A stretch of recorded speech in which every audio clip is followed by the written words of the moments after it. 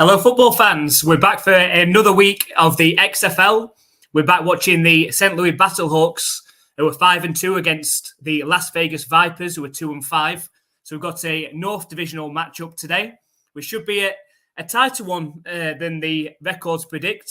The Battlehawks today are without starting quarterback AJ McCarron with a shoulder injury that he picked up in last week's game.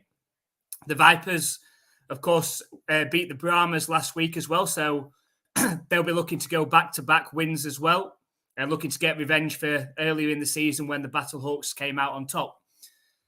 So welcome to the NFL UK Ops Live play-by-play reaction stream of the St. Louis Battlehawks and the Las Vegas Vipers. It's week 8 of the XFL, so we're getting towards the end of the regular season, and we've got the Battlehawks, who are certainly in contention for the playoffs and looking to keep up the pace with the Seattle Sea Dragons and, of course, the DC Defenders, who lost the first game last week as well. So the Battlehawks really need to win today. They've got a big matchup next week against the Seattle Sea Dragons that could determine which of those teams goes through to the semi-finals at the end of April. So it's a big game, this one. They can't afford to lose this, really, the Battlehawks. Because if they do then lose next week against the Sea Dragons, that will put them firmly out of contention. So they'll need to win today. We're just about ready for kickoff in this one. Let us know where you're watching today's game from, who you're expecting to win this one, who you want to win this one. The more conversation we have in the chat, the better. So come and say hi. All football fans are welcome.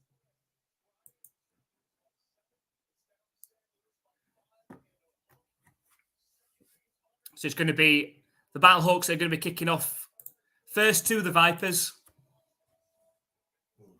Ground's not that good. It isn't the Vipers, though, is it? It's the Battlehawks. It's artificial turf, though, I think. It just looks weird. So it's loud again in that stadium, at the Battlehawks Stadium. They've got 3 home games to finish the regular season as well, and that could be a massive help to them in trying to get through to the semi-finals. And the kick is up. It's returnable from the 8-yard line. Breaks the tackle. He's through. He's through to the kicker. And he's tackled down just past halfway. He just didn't have the extra burst after making a move past Hageman, the Battlehawks kicker. Was tackled down from behind, but he's into Battlehawks territory. So really good return to start for the Vipers.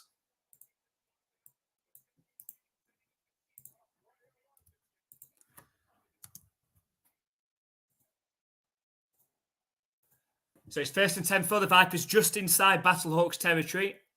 Trips right formation from the shotgun. And it's a handoff up the middle.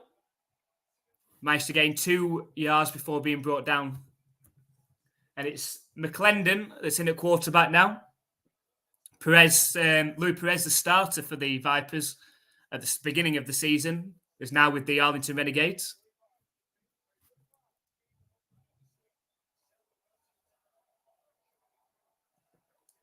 His debut last week in the win over the Brahmas. So 2nd and 8.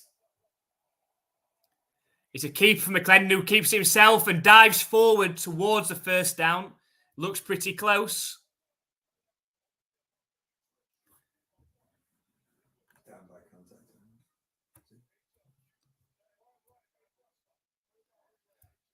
So it's close to a first down. I think they have got just enough.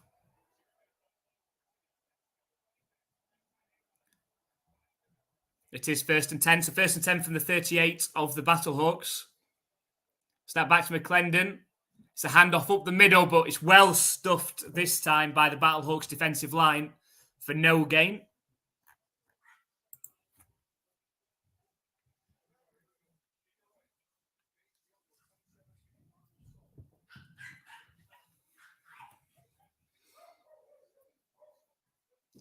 So that's going to set up 2nd and 10. For the Vipers. Spread formation from the shotgun. It's a keeper. Battered at the line, but falls incomplete. Could have gone anywhere. Fortunately for the Vipers, it fell to the ground incomplete. It's going to set up a 3rd and 10 now. So run pass option. It's 3rd and 10 now. Ball battered down by Wells, the linebacker for the Battlehawks.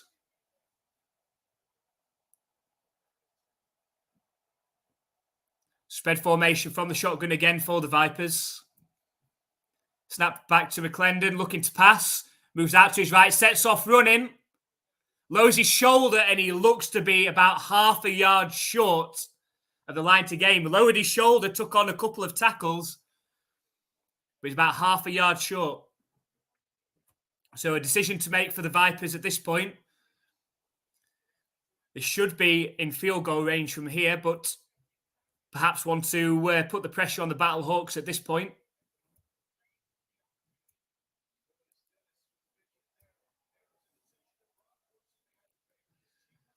And there's a injured Battlehawks defender down now.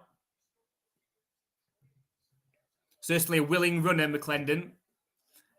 And willing to take the contact as well.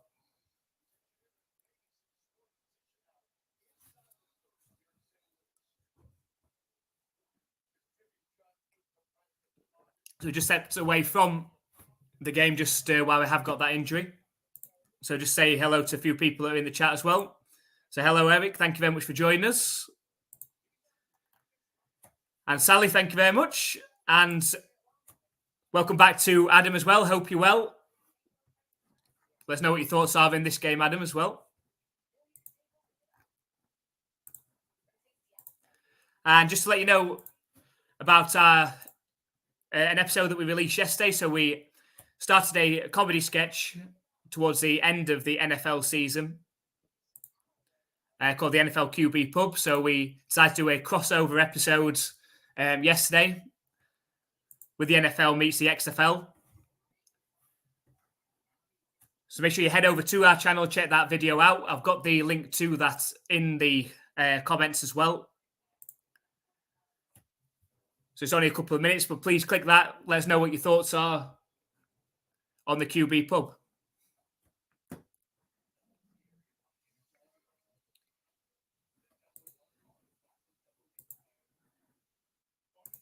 Of course, if you haven't already, please hit that subscribe button. We're working our way up towards 2,000 subscribers.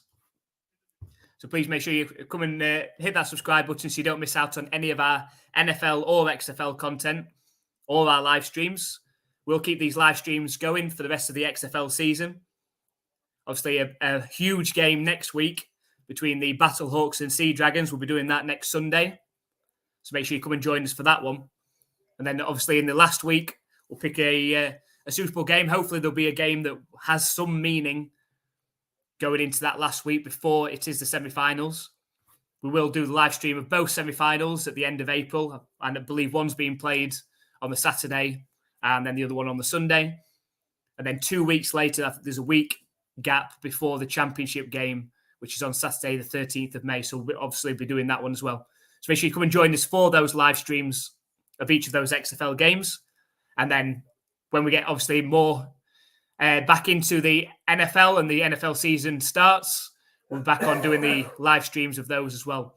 We are going to live stream the first round of the NFL draft as well in a few weeks' time. So come and join us with that. Come and let us know your thoughts on the picks. So plenty to look forward to. So make sure you come and hit that subscribe button so you don't miss out on any time that we do go live or any time that we do drop a video. Make sure that you are subscribed so you get notified.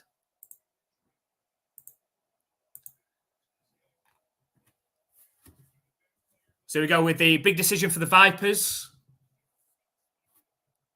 So they're going for it. They're giving the 1st and 10.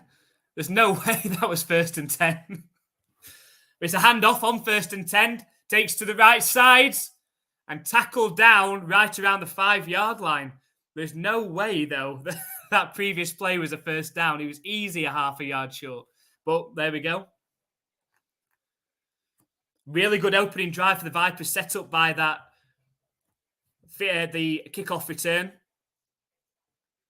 So it's going to be 1st and goal for the Vipers.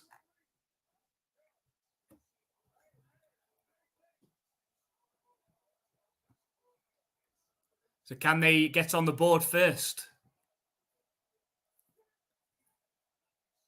There's a handoff up the middle and barrels his way into the end zone. And what a start for the Las Vegas Vipers in this one. 6-0, they take the lead. That's the touchdown. And it's John Lovett, the running back. Just a handoff, simple handoff up the middle, lowered his shoulder and barreled his way into the end zone with not much resistance. And so the Vipers get off to a great start. And see how many extra points they are going to go for in this one. Have you ever had to make that decision before? It's going to be 2 extra points they're going for from the 5-yard line.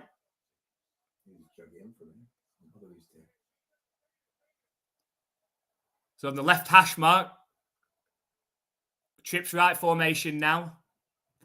Snap back to McClendon. He's looking to pass, throws to the corner of the end zone, and after a bit of a juggle, it is caught for the 2-point conversion, and a great start for the Vipers.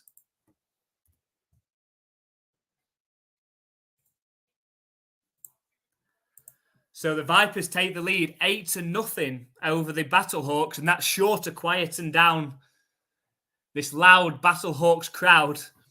And without AJ McCarron leading the Battlehawks team on offense in this game, it's a bit of an unknown.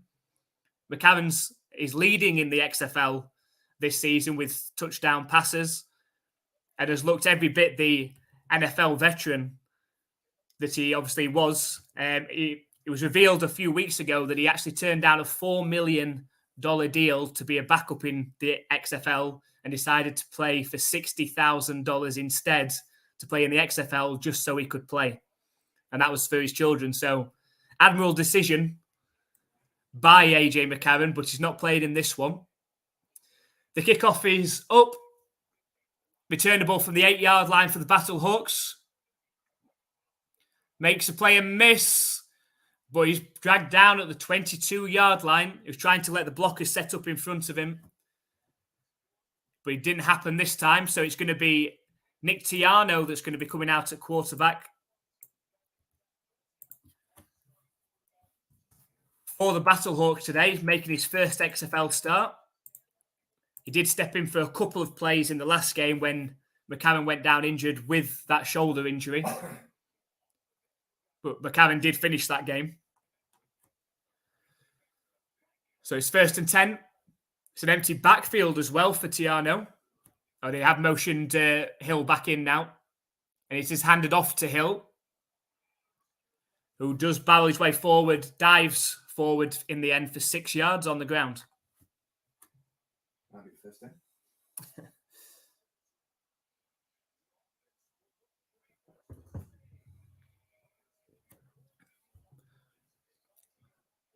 So that's set up 2nd and 4. They'll want to lean on the running game. Don't want to put too much on Tiano in his first start.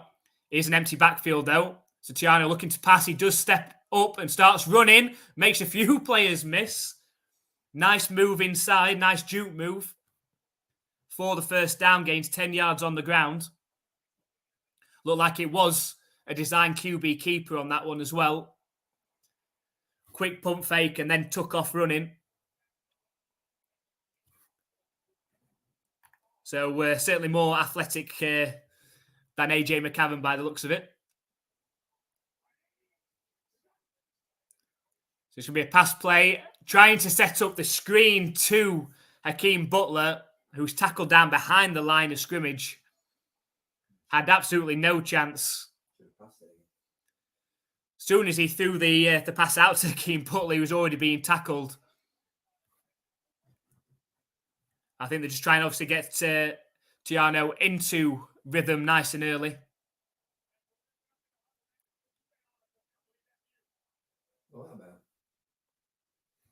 So it's the 2nd and 11 from the 37-yard line. It's a handoff to Hill up the middle. Good hard running from Hill again. Gains 6 yards on the ground. Can set up around a 3rd and 5.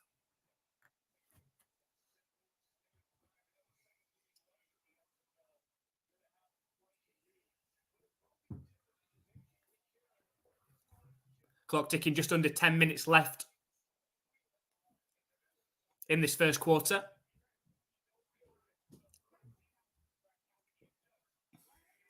So it's 3rd and 5 now from their own 44-yard line. Snap back to Tiano. He's looking to pass. Throws over the middle. It's battered off the receiver's hands. Up in the air. Fortunately falls incomplete. That could have quite easily been a tip pass into a defender's hands. It wasn't. And it's going to be a punt from the Battlehawks. So a good stand for the Vipers. An opportunity now to double up on their score. Really put the pressure on the Battlehawks.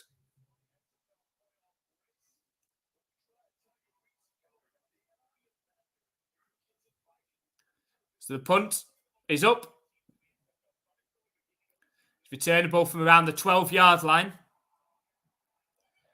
Takes it up the right sideline. A decent return, but there is a flag.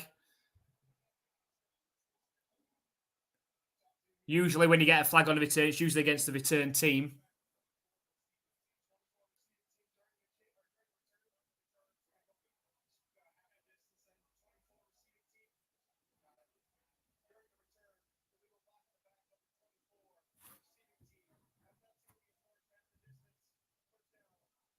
So it is a block in the back penalty. So it's going to be half the distance to the goal for the Vipers.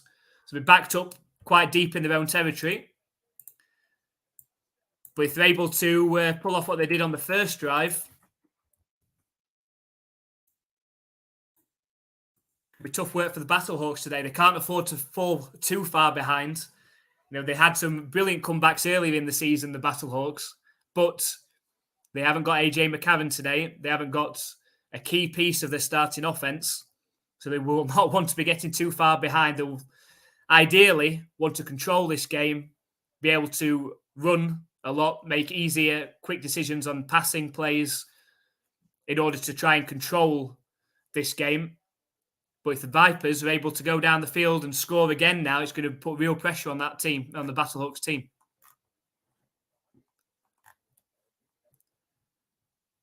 Just while we're at a game break, just before the Vipers do start that second possession, let us know what your thoughts are on today's game and give your score prediction. Going into this game, before it was announced that AJ McCarron was going to be out, the Battlehawks were 7-point favourites in this game. I'm sure those odds have changed slightly now. But make sure you put your prediction, so your score prediction in the chat, and we'll see how close we are. I'll put mine in now.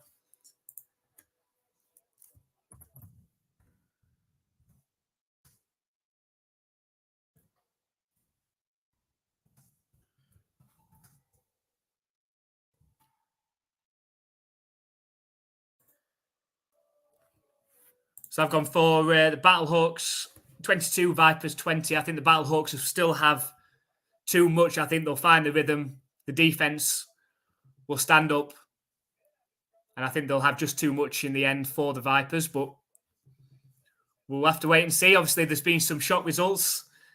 Last week, the Guardians pulled off the 37-36 win over the undefeated DC Defenders at that point. So, you know, anything could happen. But let us know what your predictions are in the chat as well.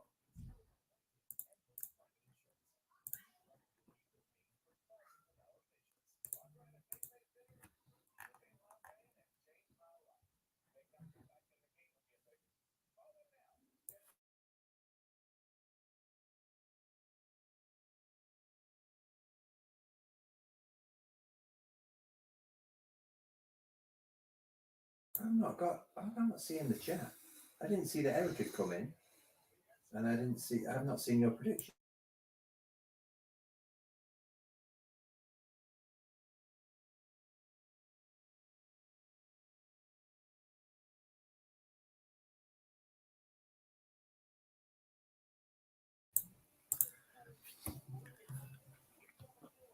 So just showing the Battlehawks attendances, 38,000 in week 4, 35,000, nearly 36,000 in week 5. Easily the biggest attendances so far in the XFL. So the Vipers, 1st and 10 from their own 8-yard line. It's run pass option, thrown out to receiver, complete. And a good start again, 17 yards through the air. Pass caught by Allison.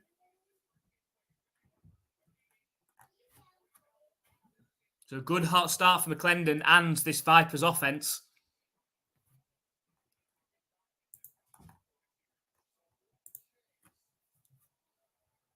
Spread formation out the shotgun. It's 1st and 10 from their own 25-yard line now. Snap back to McClendon. It's a handoff up the middle.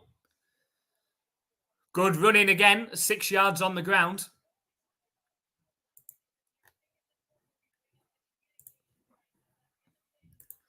So Andy's given us his prediction. He's gone for Vipers winning overtime, 29-28.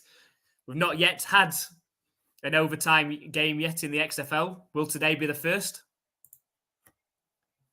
So 2nd and 3.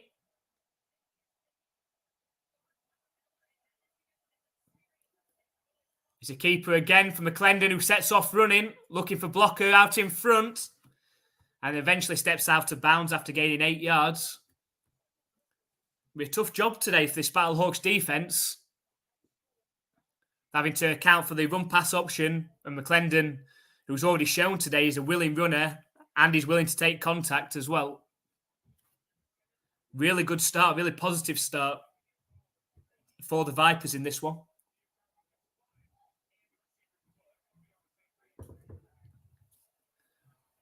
Spread formation again. It's 1st and 10 from their own 41-yard line. Kept by McClendon, thrown out to the receiver. Hits his hands and falls incomplete. Seems to be too hot to handle that one.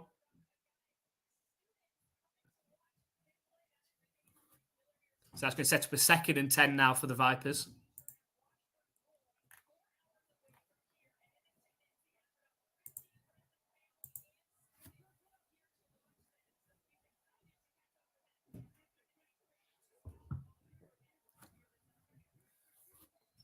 So 2nd and 10.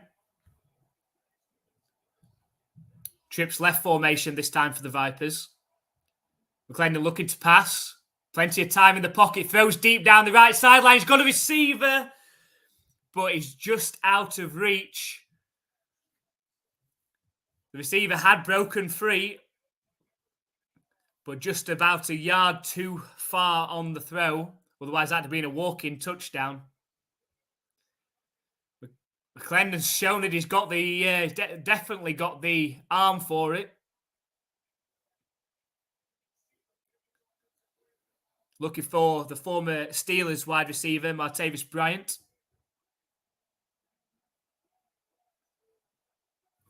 So that sets up a 3rd and 10 now. McClendon looking to pass. Throw sidearm right to the sticks, and it is another 1st down for this Vipers team. It's caught by Sexton for an 11-yard completion, and a great start. McClendon looks really good in at quarterback. His first start last week in the win over the Brahmas. 2 touchdowns, no interceptions, over 200 yards passing. He's continuing that today with his legs and through the air. So 1st and 10. It's a handoff up the right-hand side. Looking for blockers, but only able to gain 3 yards.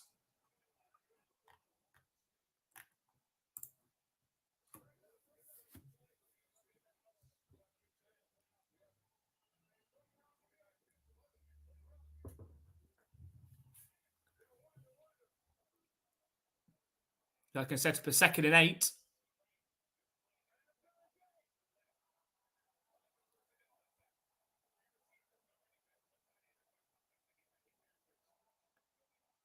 And a huge blitz up the middle from the Battlehawks. It's like they'd had enough, but I think they might have gone a bit too early before the ball was snapped.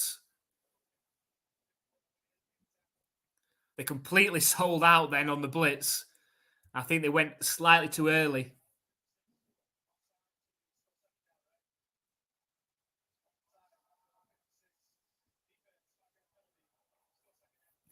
So here's a 5-yard penalty against Travis Feeney of the Battlehawks.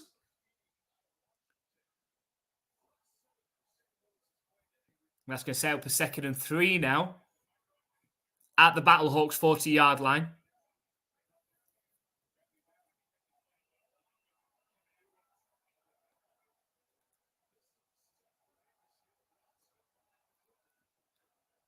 It's a handoff up the left side. Plenty of space to run up the left sideline and tackle down around the 26. Excellent blocking up front from the Vipers' offensive line.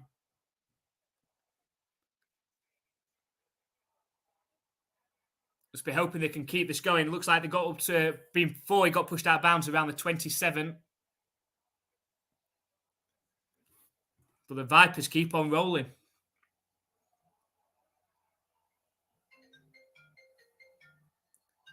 There's a handoff up the middle again. Tries to make a spin move and taken down. After gaining around 3 yards on the ground. Tabby's already texted me.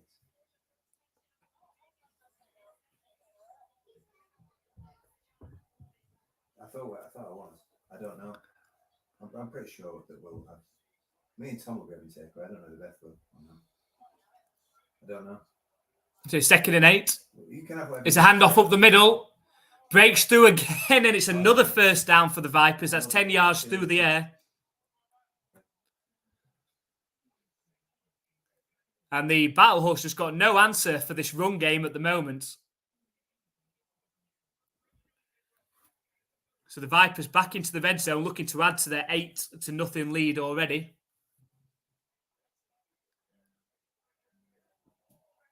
With a new quarterback in today for the Battlehawks, so we're hoping that the defense would step up and make plays, perhaps turnovers, but the Vipers are dominating at the moment. Snap back to McClendon, kept by him.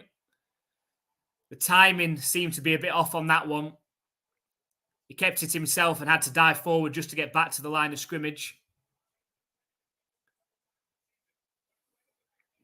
So I wonder if the Battlehawks are going to sell out a bit more on the blitz, try and create a bit more pressure on McClendon at the minute.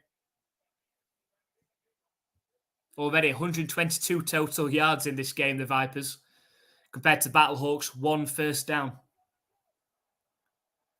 Trips right formation out the shotgun. Snap back to McClendon. He's got a running back wide open. Tries to take off and dive in from the 3-yard line. Gets hit in the air and gets knocked out of bounds. But the Vipers are going to be first and goal from the 3-yard line. Absolutely wide open. I think had the running back Smith, had he lowered his shoulder and stepped inside, I think he'd have just barreled his way in, but tried to go for the acrobatic leap into the end zone. Was knocked out of bounds. But they're all the way down to the 1-yard line. 1 yard away from making this 14-0. Ball snapped over McClendon's head. Luckily, it bounces up straight back into his arm. That was a let-off for the Vipers there. I'm not sure that McClendon was ready for the snap. The ball looped up over his head, and luckily as he turned around, it bounced straight back up into his arms. He was immediately hit down. That could be the boost that the Battlehawks need. It forces the Vipers' offense back now. They're all the way back at the 13-yard line. 2nd and goal. Snap back to McClendon, looking to pass. Fired out to his receiver, but under pressure, it falls incomplete. And that could be, and probably will be, the end of the first quarter.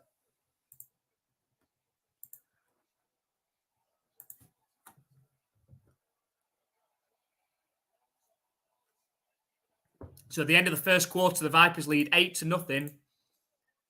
And other than that botch snap that went over McClendon's head a play or so ago, the Vipers have completely dominated in this game so far.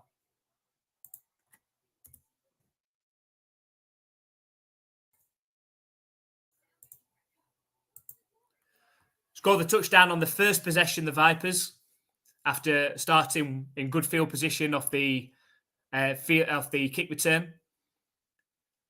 Managed to stop the Battlehawks after they'd gained just 1 first down. And now the Vipers have driven the ball all the way from their own 8-yard line, got down to the 1-yard line with goal to go. The botch snap over the top of McClendon's head, luckily bounced back into his arms. But after that incomplete, they now face 3rd and goal to start the second quarter from the 13-yard line. So it'd be disappointing if they're unable to score points on this drive. If they're able to settle for a field goal, at least they've added to their leads. But they'll be disappointed to have not scored at least 6 on this drive, having got all the way down to the 1-yard line.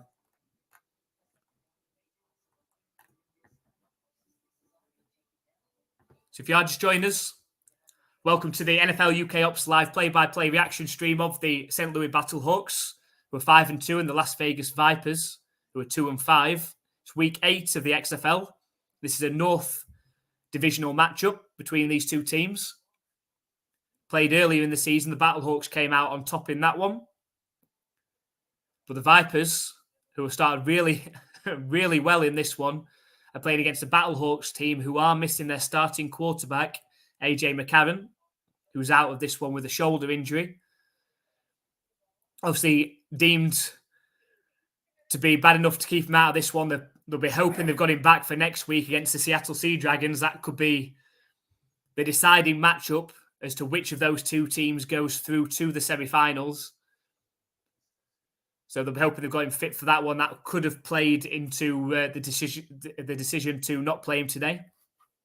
Had it been against the Sea Dragons today, even if he had not been 100%, you'd expect that McCarron would have played.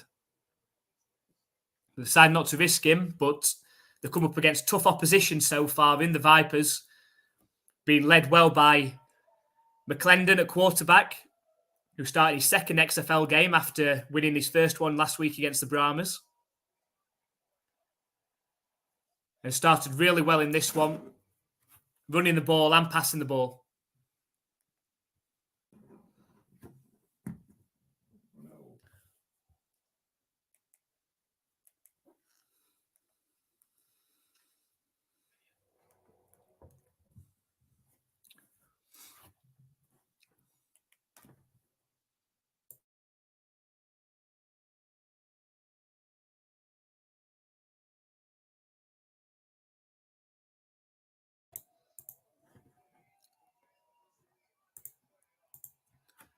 So you go, the Vipers are going to be 3rd and goal from the 13-yard line. Can the Battlehawks force at least a field goal attempt?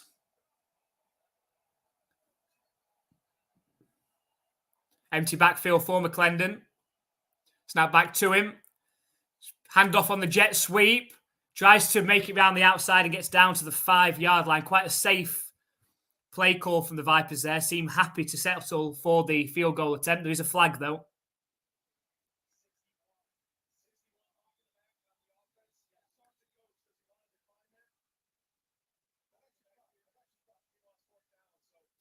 Okay, so it was a block in the back, which would have been a 10-yard penalty against the Vipers. But head coach Anthony Beck has declined the penalty, which means it will be 4th and 5 from the 5-yard line. And likely a Vipers field goal attempt.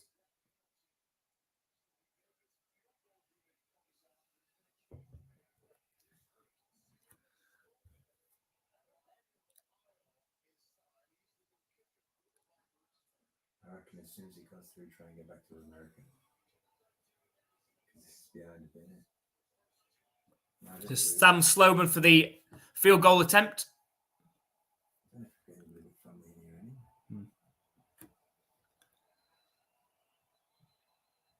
And the kick is up. 23 yards. Splits the uprights. And the Vipers take 11-0 lead over the Battlehawks.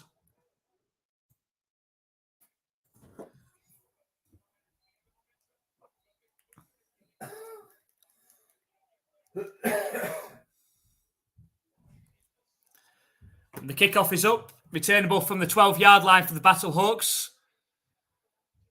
And Shepherd is taken down around the 26-yard line, and that's where the Battlehawks and Nick Tiano will start their second possession.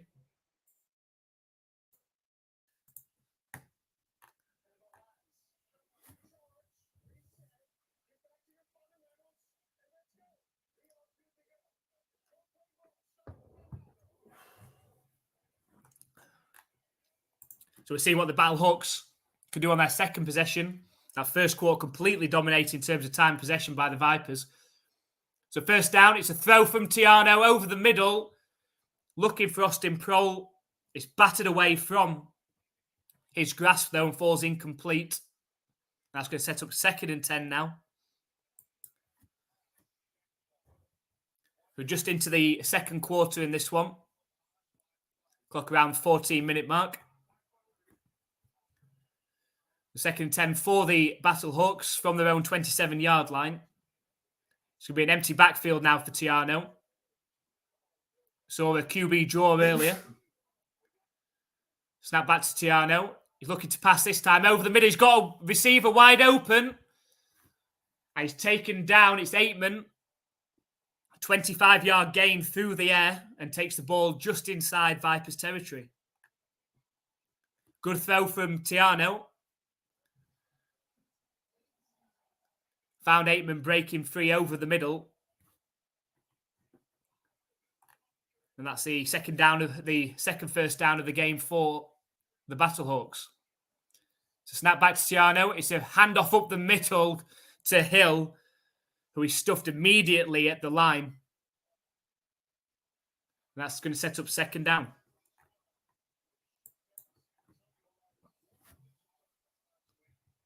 So that sets up 2nd and 11 now for the Battlehawks, who will want to answer back on this drive, at least with a field goal.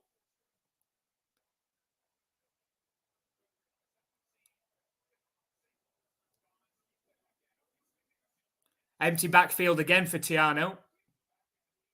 Emotions Hill back in now. It's a keeper from Tiano. Sets off running up the middle and slides down right around the line to gain. Does get hit in the head as well. I don't see a flag though. I'm saying the defender must have already committed. His head did bang back on the turf as well. But it is a first down for the Battlehawks. So a good run from Tiano. They're up to the 39-yard line now, the Vipers. Snap back to Tiano against the keeper. And he looks to throw down the left sideline. Dangerous looking pass as the safety came across in front of Aitman. But he went over both of their heads, luckily.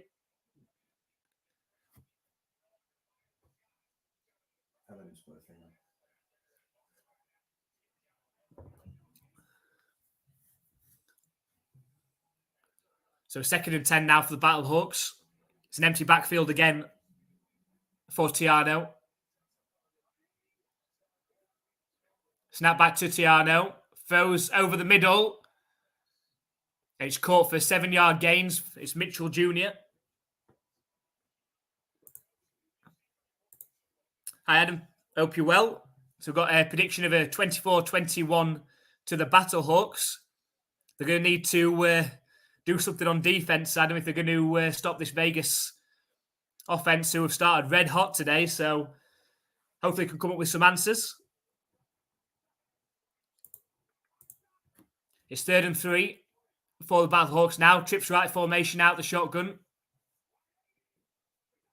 Snap back to Tiano. He's looking to pass. Throws deep over the middle of the field. He's got a receiver wide open for the touchdown. It is Hakeem Butler. Who else for the Battlehawks? And that is a touchdown and cuts into that Vipers lead. An excellently thrown ball from Tiano. Pin perfect straight down the middle on a post route from Hakeem Butler.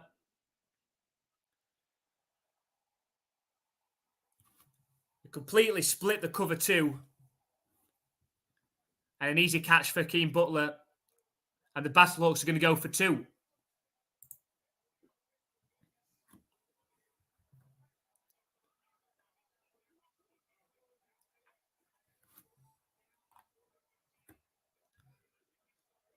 Snap back to Tiano on the 2 extra point. He sets off running up the middle. Dives forward and helicopters his way in to the end zone for the 2-point conversion.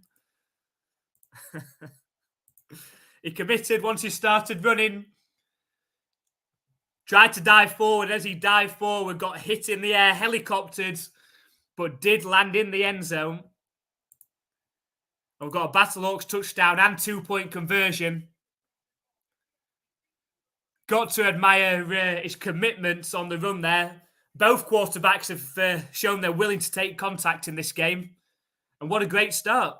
Don't know what you're going to get in a game where the Battlehawks are missing their starting quarterback and the Vipers, who are 2-5, but this game has started off fantastically, and hopefully we can keep this scoring going. So the Vipers lead 11-8 now in this one.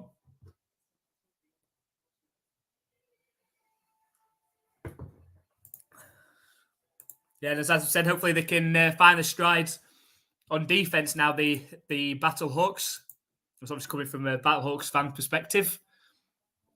Andy did pick the Vipers to start the season, so he'd be happy if the Vipers did win this one.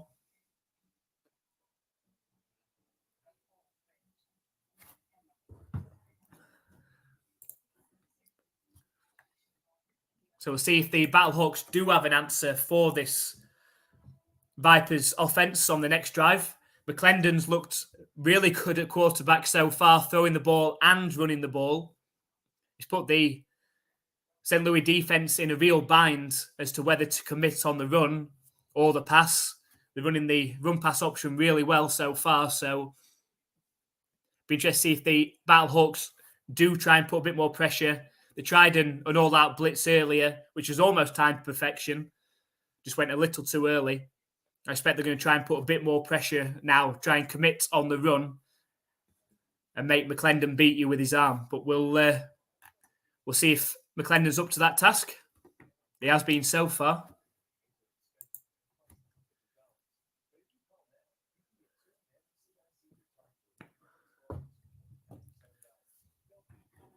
So this is the first game of Week 8 in the XFL. Later on today, we've got the Guardians, who are hosting the Renegades. Then tomorrow, the big game tomorrow is the Seattle Sea Dragons and the DC Defenders, which is a huge matchup in that North Division. It looked like the DC Defenders were going to run away with that division, but ultimately lost to the Guardians last week, 37-36, which is sort of put that division wide open. If the Sea Dragons were able to knock off the Defenders and the Battlehawks win this one, all of a sudden you've got 3 teams all at 6-2. Which sets up really interesting games to finish the season over the next couple of weeks.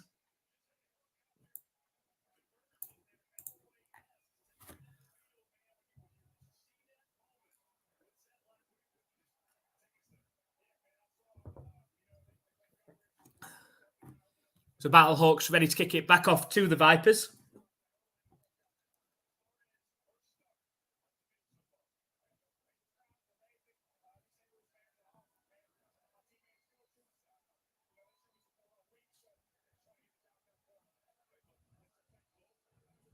The kick is up.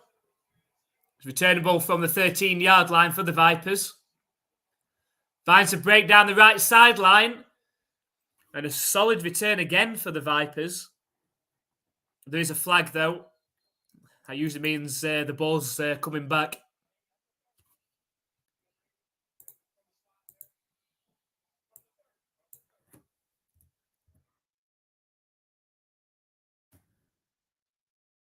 It is holding against the Vipers on the return. So that's going to put them further back.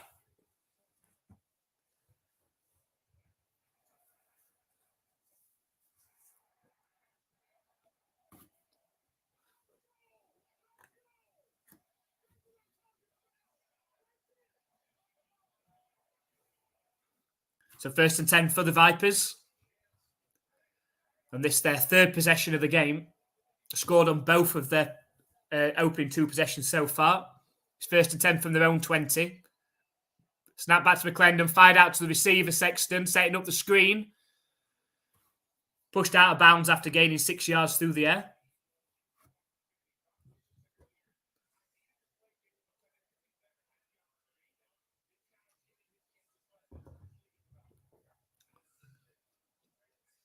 That's going to set up a 2nd and 3 now.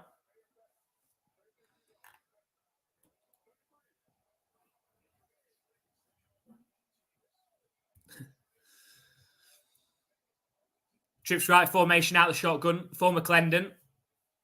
It's a keeper. It's a QB draw. He breaks a tackle. And gains 7 yards. Should have been potentially for a loss, that one. But breaks through a tackle. And looks hard to stop once he gets going.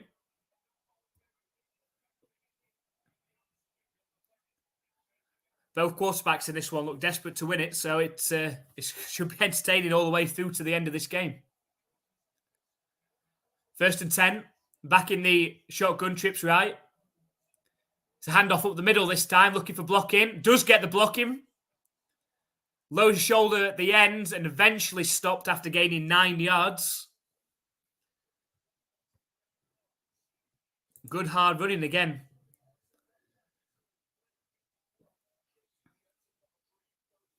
And that's Smith running again for the Vipers.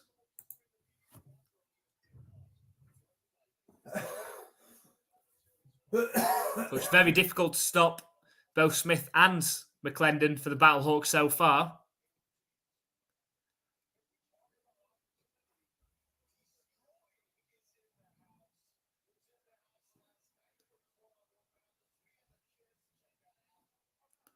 Just helping an injured Battlehawks player off the field.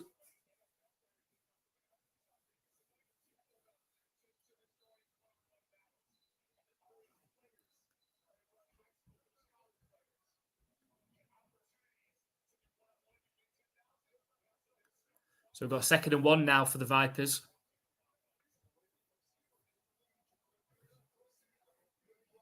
Just over 9 minutes left in this first half as well.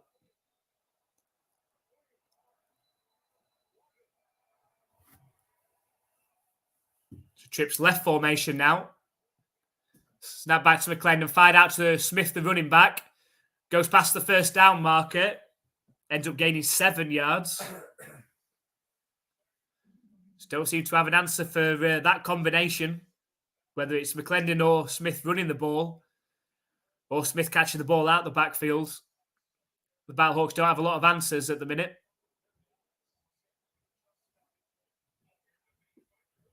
So it's a 1st and 10 right up at midfield now. So now back to McClendon. It's a handoff.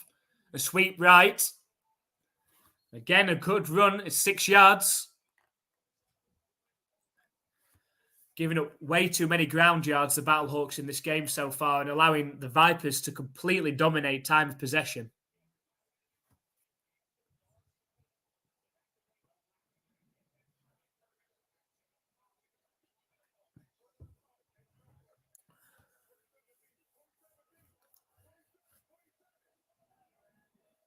So 2nd and 4.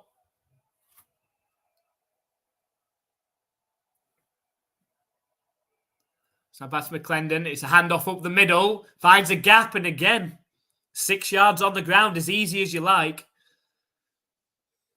And that's another 1st down for this Vipers offense.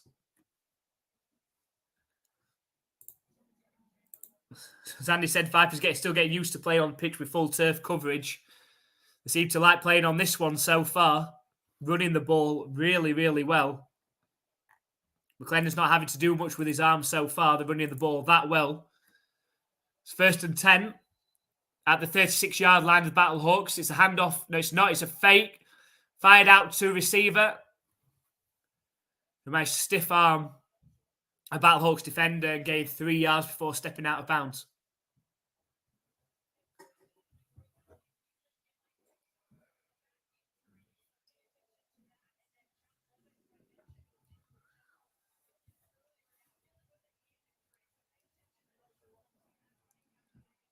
So 2nd and 7 for this Vipers offense. They're up at the 32-yard line of the Battlehawks. Trips left formation. It's a keeper from McClendon, but this time he's brought down, grabbed at the legs, managed to fall forward for about a yard, but he's going to set up 3rd down. Can the Battlehawks get a stop?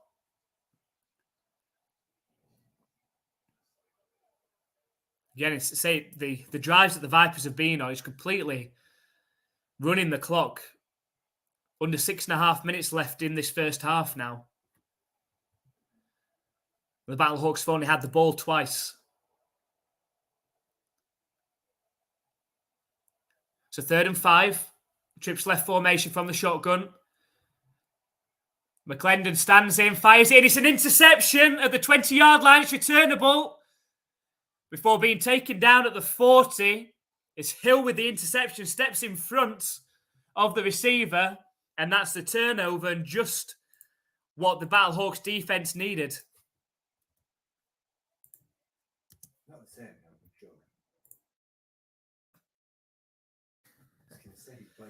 So right at the 6-minute mark, left in this first half, and the Battlehawks have the ball back after that turnover, after the interception. And an opportunity now to go down the field with plenty of time left before the end of this half to go down and at least tie this game up, if not take the lead before half-time.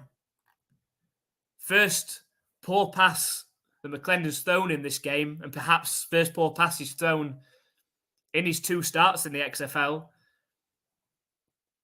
We're just slightly behind the receiver and allowed Hill from the Battlehawks to step in front and take the ball in on the interception on the run and return it for 20 yards. It sets the Battlehawks up with an opportunity now to go and score on back-to-back possessions. It's a fast-paced game in the XFL. It is, so far, from what we've seen. And the Vipers, we've played, 24 minutes. And the Vipers must have had the ball for nearly close to 19 minutes of that 24 minutes. Just from completely dominating on the ground and running for first down and first down and first down.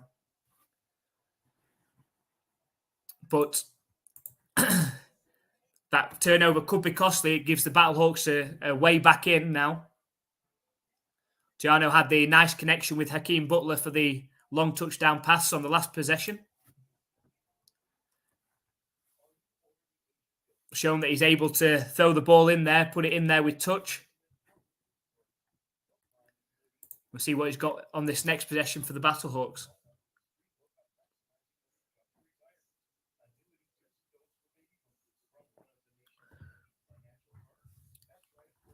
So we talked about the remaining games of obviously week 8.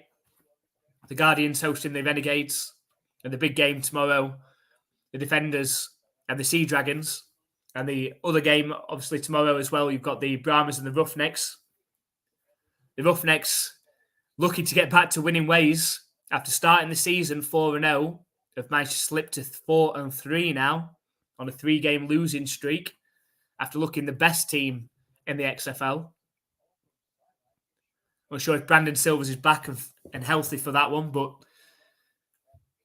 either way, they look like they're going to dominate that division. Quite a poor division. The Guardians only won 1 game. The Renegades, not good enough on offense. The Brahmas, very hit and miss. So the Roughnecks look like they're going to be the team that's going to be representing that division, in the championship game.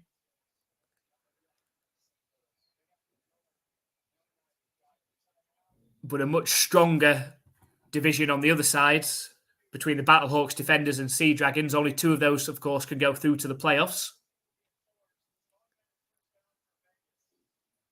Anthony Beck, you look happy. So so a turn of events in this one. The Vipers, head coach Rod Woodson, who can challenge any play, can challenge any one play, has challenged hands to the face of a defensive lineman, and it's now scrapped out the interception, and the Vipers will maintain possession. So a great challenge by Rod Woodson there. The Vipers could steal back the momentum now. It's going to be 1st and 10.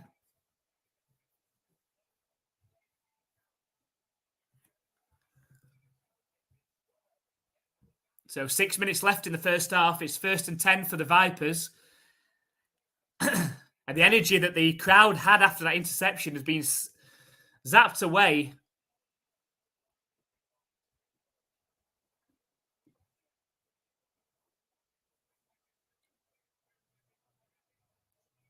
So we go 1st and 10 from the 26-yard line for the Vipers. It's a quick pass out to Sexton, trying to set up the screen. Does set up the screen pretty well. Is eventually pushed out of bounds after gaining 8 yards.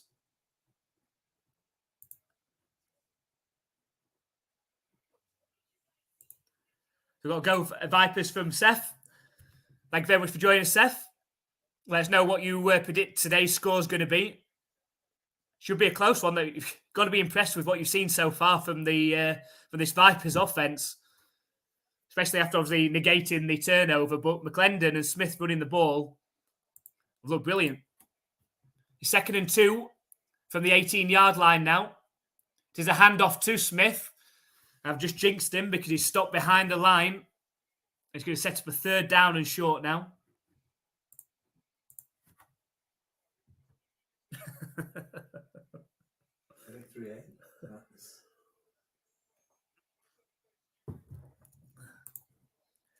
I like your enthusiasms. 33. It could be. It really could be. Just as the tide looked like it was turning off that interception, it's put the Vipers back in with an opportunity to score points. We shall see. Snap back to McClendon on the blitz, and he's taken down on the sack, a 7-yard sack.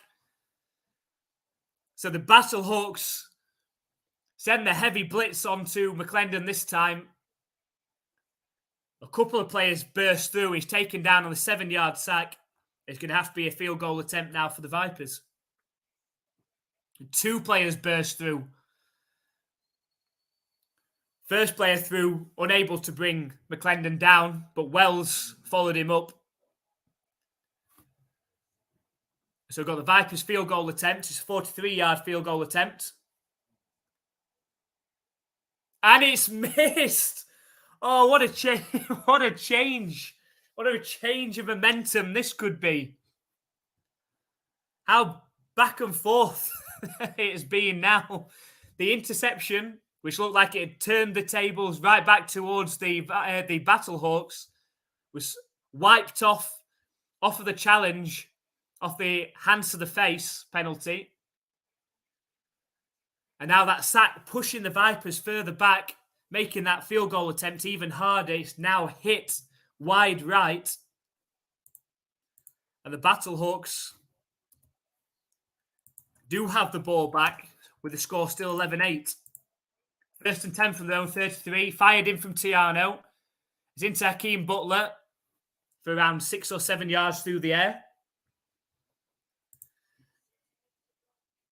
So, Andy, I think that this was obviously before the missed field goal and the sack. Confident go Vipers. Yeah, it's after what just happened there, a change of momentum perhaps, but we'll see if this Vipers defense can get a stop for you, Seth. It's 3rd and 5. It's incomplete on 2nd down.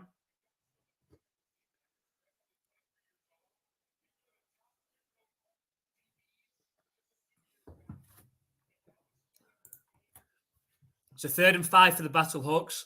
Can the Vipers force a 3 and out and give this give their offense another opportunity before halftime? Just under 3.5 minutes left in this first half.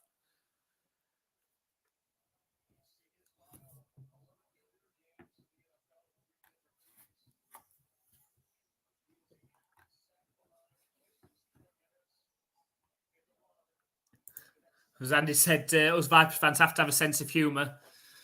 Is that going off the field? The Vipers have looked good at times this season. They've definitely got the best outfits. But yeah, and I think Andy went for the Vipers based off the colours. I mean, I almost did, but then we wanted to pick different teams. So look at the coach. His jacket, well, cool. Like the red, white, and black combination.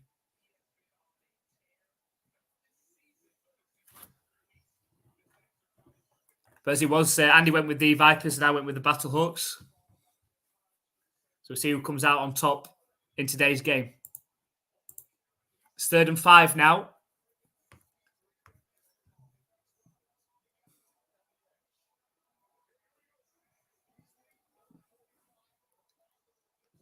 From their own 37-yard line.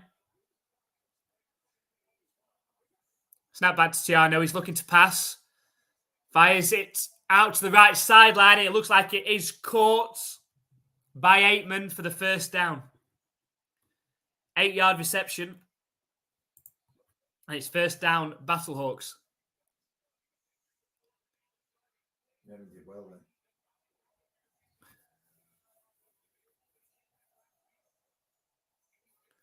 So 1st and 10. Clock under 3 minutes left now in the first half. Empty backfield for Tiano. Snap back to him. It's a QB draw again. Makes a move and dives forward for 5 yards on the ground.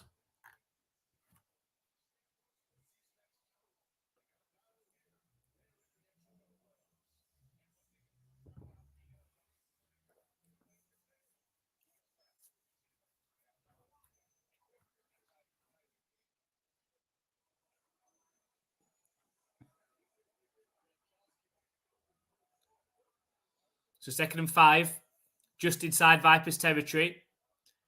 Play action pass, lofted out to Hill, the running back. Makes a move and dives forward himself. Looks to be about half a yard short. A bit slow to get uphill as well. That'd be a big injury for the Battlehawks. He's able to get up and walk off himself, though. And that takes us down to the 2-minute warning. With the Vipers still leading 11-8 in this one.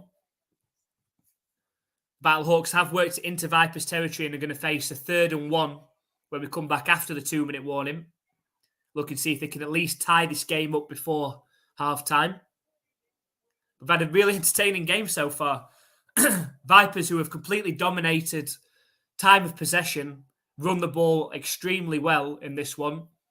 Scored on both their opening drives. A touchdown on the first and then a field goal on the second. The Battlehawks answered back on their second possession with the touchdown pass from Tiano, who's in today for the injured AJ McCarron, to Hakeem Butler and the 2-point conversion. And then after what looked like a turnover from McClendon, got wiped off after Rod Woodson challenged a hands to the face. Obviously, in the XFL, you've got one challenge to use, and you can challenge any play or any call or any flag. And he used it to good effect because that challenge was successful. He kept the Vipers with the ball, who worked the ball all the way down to inside the 20-yard line. But after a sack of McClendon, forced a harder field goal attempt of 43 yards. It was missed wide right. And now the Battlehawks have the ball, driving up the field, hoping to see if they can at least tie this ball game up before halftime. If not, take the lead.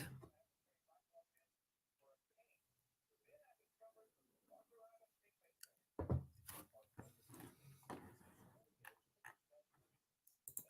if you just joined us, you've come in partway through the game. This is the live NFL UK Ops play-by-play reaction stream of the St. Louis Battlehawks and the Las Vegas Vipers in Week 8 of the XFL. Also got a North Divisional matchup between these two, which has been an entertaining affair so far. The Battlehawks need the win more than the Vipers in this one, trying to keep pace with the Seattle Sea Dragons and the DC Defenders in that division.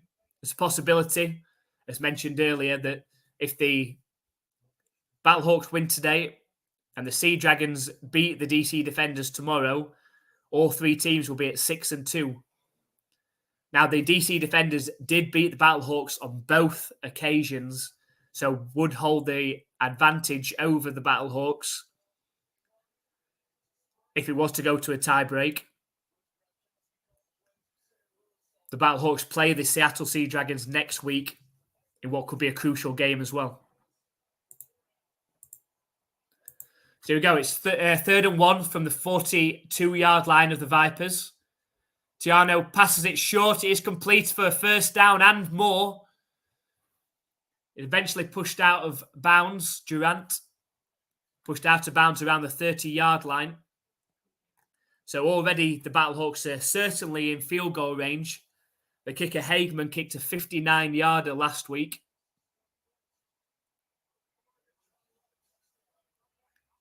So it says for 1st and 10 from the 30-yard line. Trips left formation out the shotgun for Tiano. There's a handoff. Oof, and he's gains 5 yards for being hit hard to the head. And I think he needs to come off because Durant got up very wobbly, got hit hard to the head. And there is a flag. That was beyond dangerous. Flag's not for that. The flag is for holding against the Battlehawks. There's a hard hit that came across to the head of Durant while he was running. Oh, it was helmet to helmet. But then as Durant bounces up, he's very wobbly on his feet and does step off, fortunately. Obviously, big on concussion protocols in the XFL, just like the NFL. So it's 1st and 20 now for the Battlehawks. It's empty backfield for Tiano. The backup at the 40-yard line.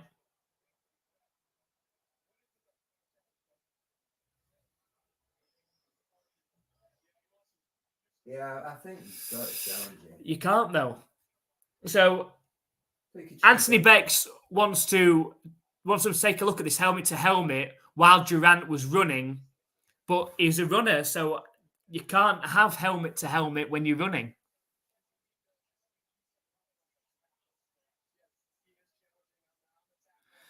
There's no way they're going to uphold that.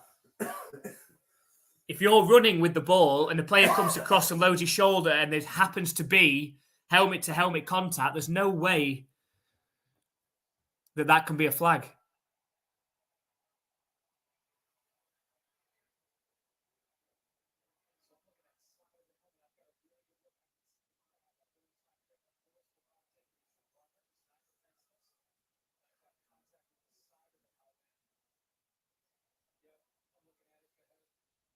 So it's Dean Blandino taking a look at this one.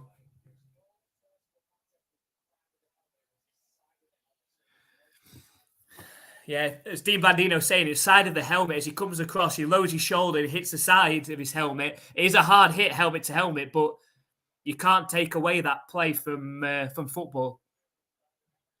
There's no way they're going to call that for a personal foul. So now the Battlehawks have lost a timeout. They've lost a challenge. That was a silly challenge that from head coach Anthony Beck there. If that had been on a quarterback, you might have got that called.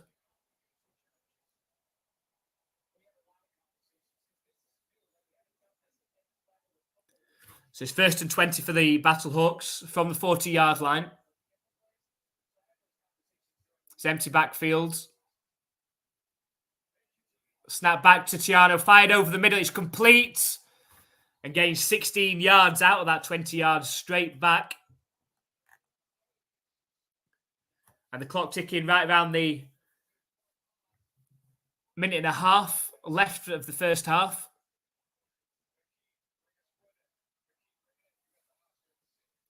So it sets up a 2nd and 6 now for the Battlehawks. Empty backfield again for Tiano.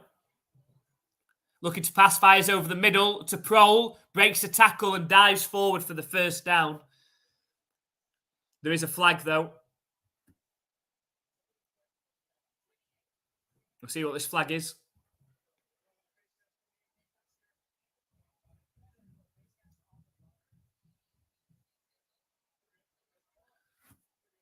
So the clock has stopped at 1 minute and 16 while the referees discuss this flag.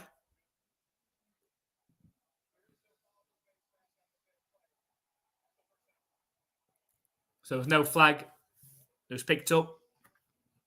But it is a 1st and 10 anyway for the Battlehawks.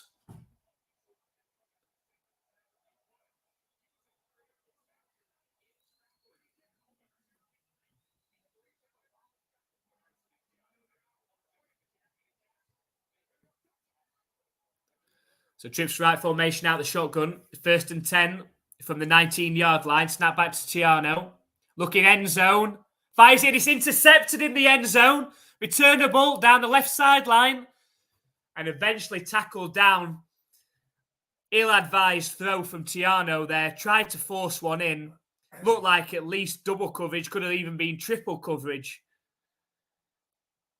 And seems like a wasted opportunity as the Vipers defense celebrate in front of the Battlehawks crowd. Oh, poor decision and throw from Tiano. Looking towards the end zone. Had plenty of time left in this half to go down and score points. And have passed up the opportunity now, you'd think, to tie this game up at least.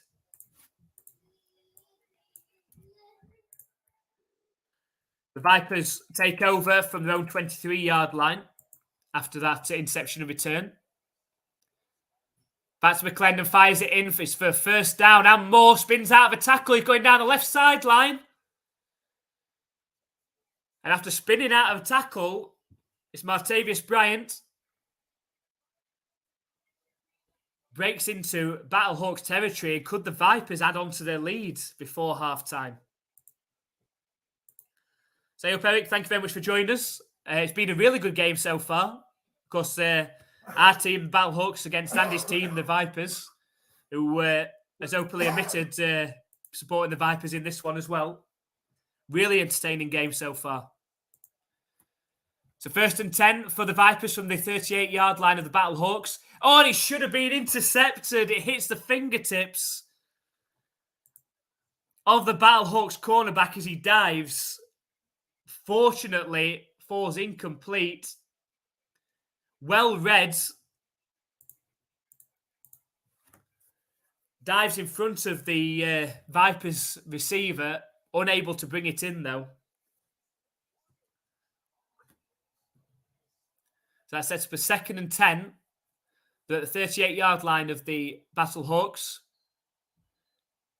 Fired into the running back. And eventually dragged down. It could be just half a yard short of the first down. And the clock keeps on running until the timeout is just called by the Vipers.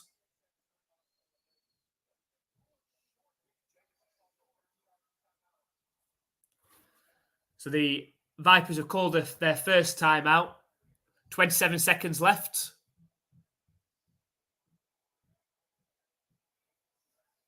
I don't think Rod Woodson, the head coach of the Vipers, happy. He thought there was a first down, which would have stopped the clock automatically inside the 2-minute warning. I really like his jacket.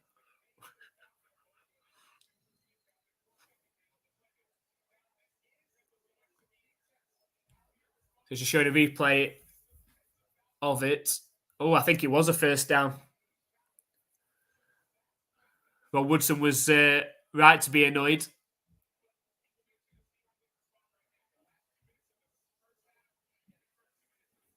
Should have been a first down, which would have stopped the clock.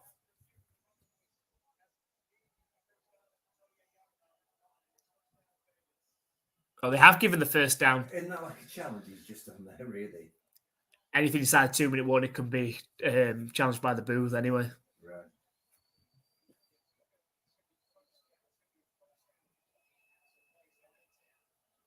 The Vipers surely get the timeout back, surely.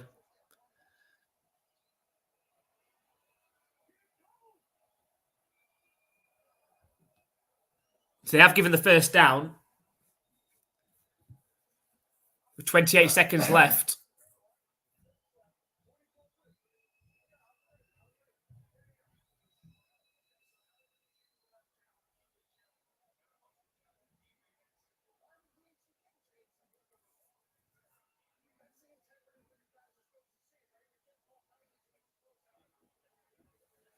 So I'm with him. So head coach Anthony Beck's arguing that you can't challenge that. They've already used the challenge. So how have they been able to challenge and move the ball forward? I think it's obviously the booth and Dean Blandino that has said actually it was a first down. They're not going to give them their timeout back. but they haven't got their timeout back, which doesn't make a lot of sense. I'd take him for Vegas. Oh, and before the ball snapped, Battlehawks defensive lineman completely bull rushes a Vipers offensive lineman over. So it is a neutral zone infraction. It is going to be 5 yards further forward for the Vipers. Stupid 5 yards to give away. So it's 1st and 5 now. Vipers still got 2 timeouts left. They're now all the way up to the 23-yard line of the Battlehawks. Snap back to McClendon. Lofts the ball out to the running back. Tries to get to the edge. And managed to gain 3 out of the 5 yards. The play clock is going. I think they've called a timeout now.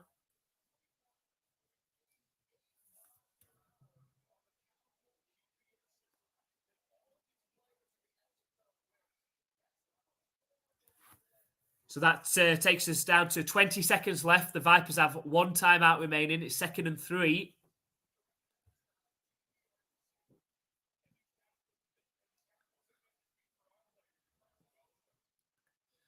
Vipers will be looking to at least add 3 onto their score, if not more.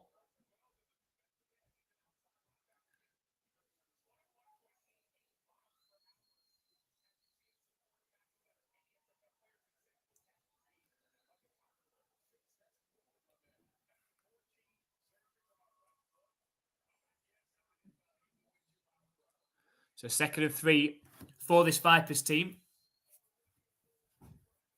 Just 20 seconds left.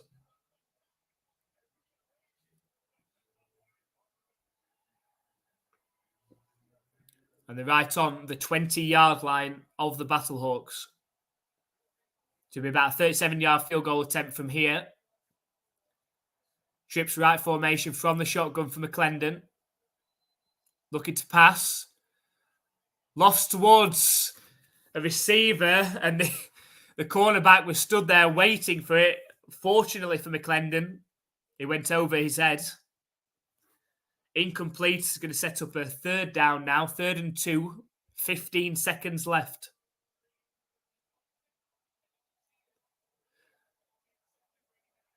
It's a good job it went over. He got too much on it because that would have fallen straight into the cornerback's hands.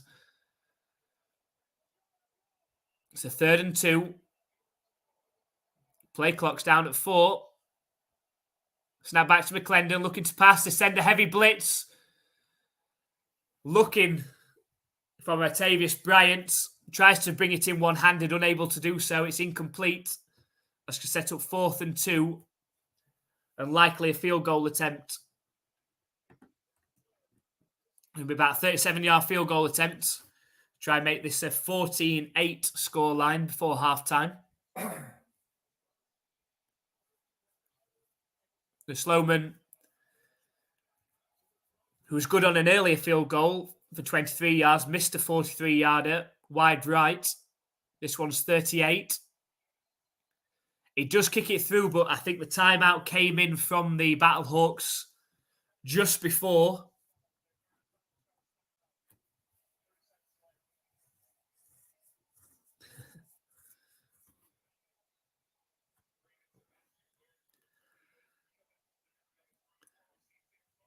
So Sam Sloman's going to have to attempt the field goal again.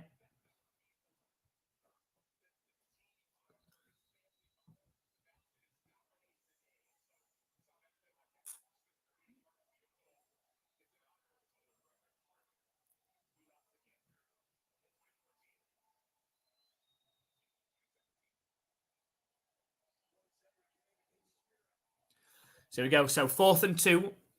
It's going to be another 38-yard field goal attempt for the Vipers. It's from the left hash mark, which is where it was missed earlier in the game. And they go for a fake and reverse it.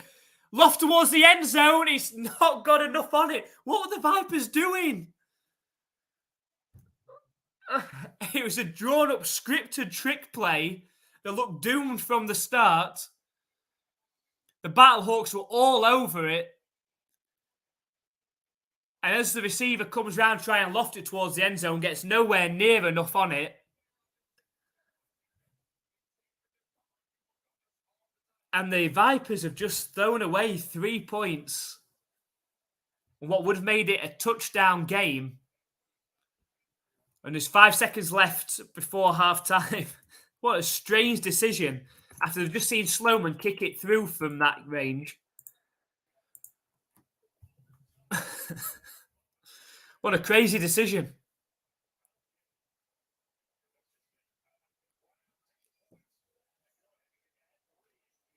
An opportunity to make it a 6-point game.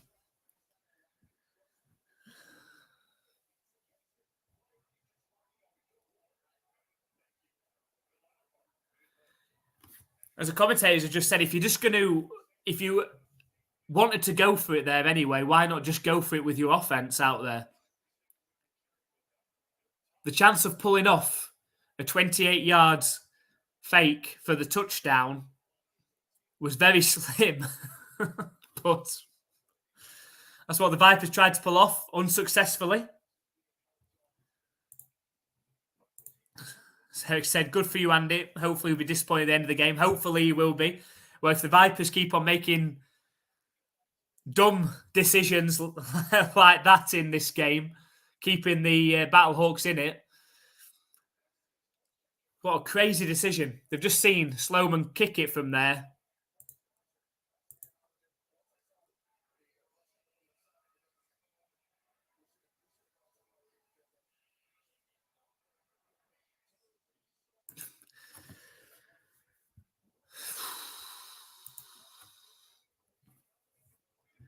So that's the end of the first half as the Battlehawks knee. So we're going to half-time with the score of the Vipers 11, Battlehawks 8, in what's been a very entertaining first half in this game. Oh, Andy disappointed before the end of the half with that decision to go for it on the fake field goal attempt after they just seen Sloman kick it through before the timeout. But that would have made it a 6-point game and a field goal and a touchdown game. But they went for the fake, didn't pay off, and now only lead by a field goal going into half time. So the Battlehawks will receive the ball to start the second half as well, with an opportunity to at least tie this game up, if not take the lead. So we're just going to take a short break for half time. Obviously, it's a shorter period in the XFL, so we're back in just over 5 minutes' time. We'll see you then.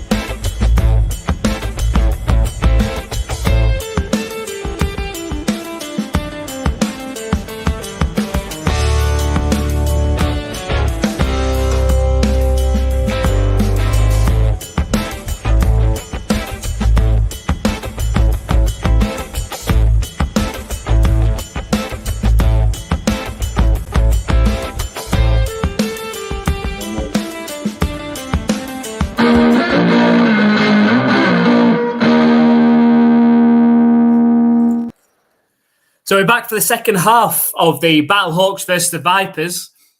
Hopefully in for just as entertaining as that first half. Really good start by this Vipers team, completely dominating the ball on the in terms of time of possession and running the ball over 20 minutes of that first half.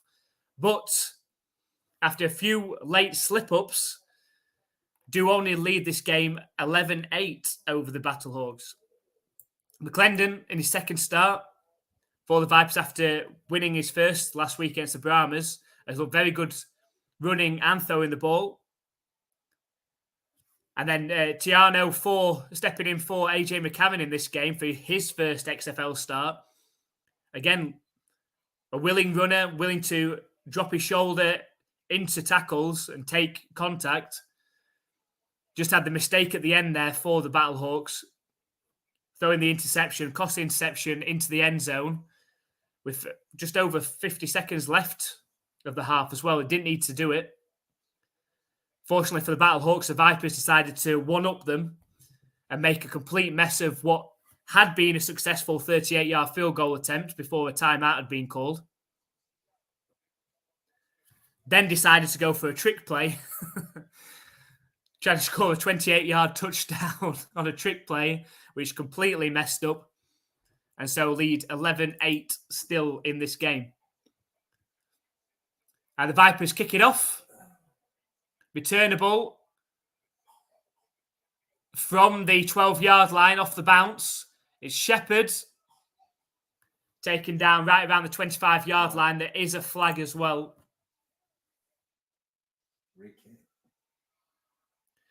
The ball did bounce. He just seemed to hold there, and everyone just seemed to freeze.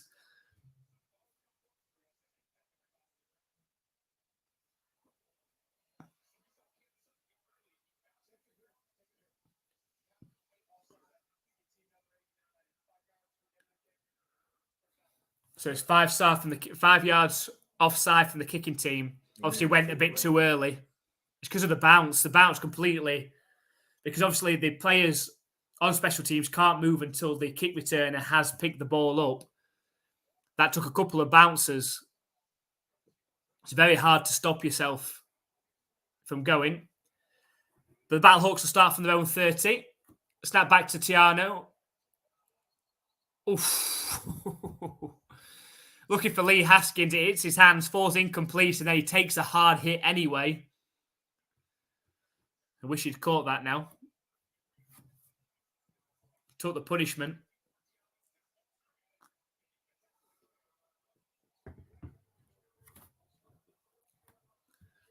So 2nd and 10 now for the Battlehawks. Snap back to Tiano. He's looking to pass again. Fires to his receiver. Oof, dangerous looking pass. You're looking for Hakeem Butler out to the left side, but he had a defender right on his back who knocked the ball away from Butler. That sets for 3rd and 10.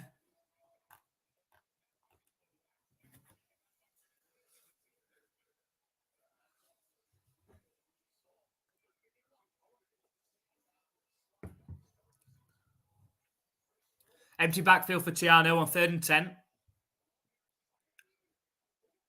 Snap back to him. Looking to pass. Under pressure. Throws off his back foot. It's well caught. Aitman goes up 20 yards downfield. Goes up and brings it in. Under pressure. That's a first down for the Battlehawks. Good throw from Tiano off his back foot. Lofting the ball up. You could say it was dangerous. But Aitman went up, got it. And the Battlehawks have the ball right around halfway. It's going to be an empty backfield again for Tiano. Fires it into Prole off the screen. Makes a couple of players miss and then falls forward, having gained 5 or 6 yards. So that pass play from Tiano to Aitman could give the Battlehawks the momentum that they need.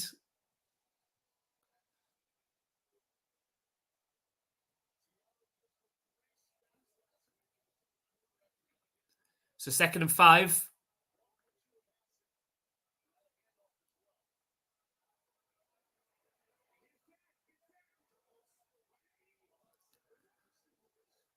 It's a handoff up the middle to Hill. A big gap for him to run through as well. Gains nearly 15 yards on the ground.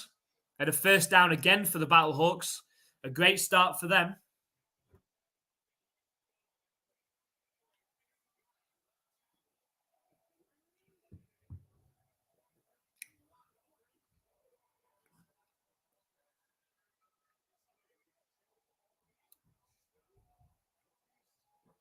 So 1st and 10, the 31-yard line of the Vipers. Play action pass for Tiano. And eventually is taken down on the sack. There's a flag as well.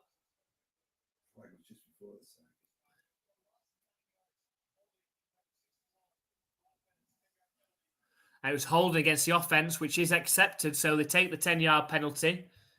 Interesting decision because he seemed to lose around 9 yards on the sack. Yeah, they have declined the penalty, I'm going to say. So you can be around 2nd and 19 anyway. Which you'd rather have than 1st and 20 if you're from the Vipers' perspective. So push back the Battlehawks now, right back to the 40-yard line of the Vipers. 2nd and 19. Tiano, it's a QB draw again.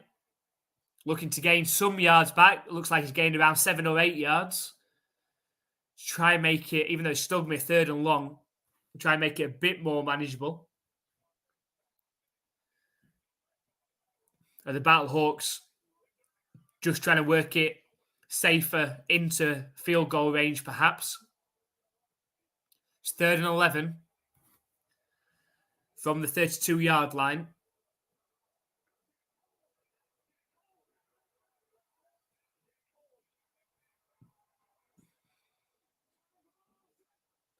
Snap back to Tiano.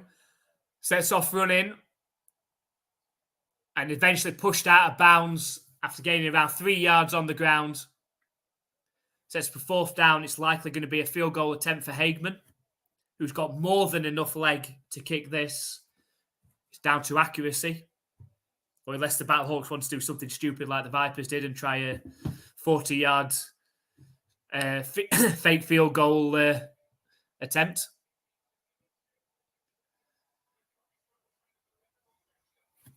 So here we go.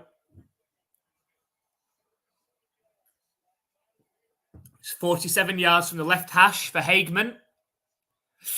Oh, and he skews it to the left. No good. After kicking a 59-yarder last week. No goods there. And the Vipers are going to take over in very good starting field position to start this to start their first possession of the second half.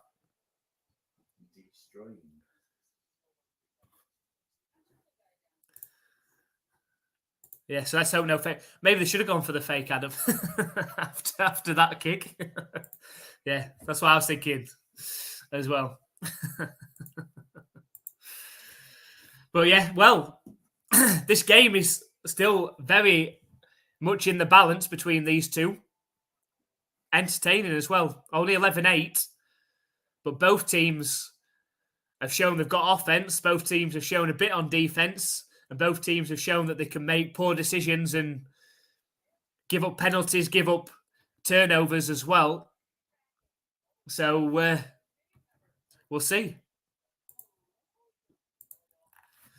We'll see what happens on the Vipers' next drive. I mean, the Vipers will be hoping they can go back to what they were doing at the start of the game, running the ball extremely well with McClendon, the quarterback, and Smith. They had over 2/3 of the time of possession as well in that first half as well. They'll be looking to do the same and see if they can keep hold of this advantage.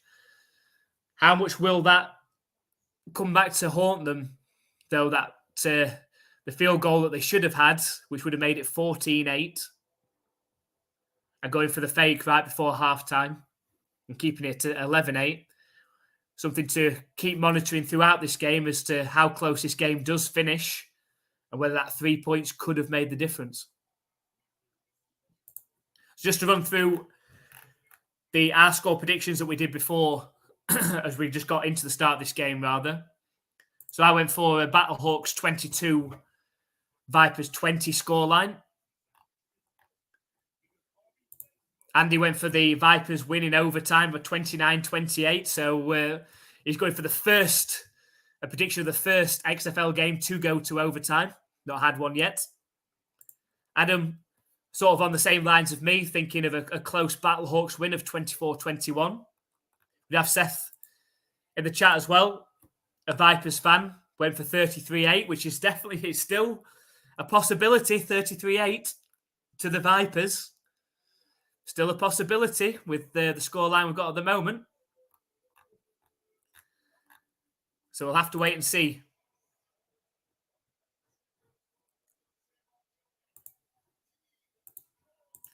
But the Vipers, we're hoping they can get back to how well they ran the ball to start the first half.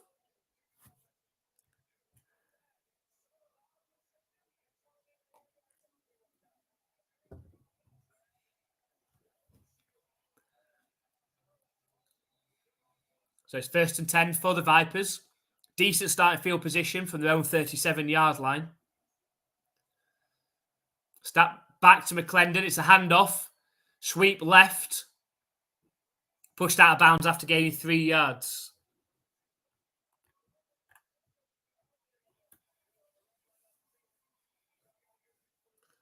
So clock ticking, around 10 minutes left in this third quarter. Vipers facing 2nd and 7 on their first drive of this quarter.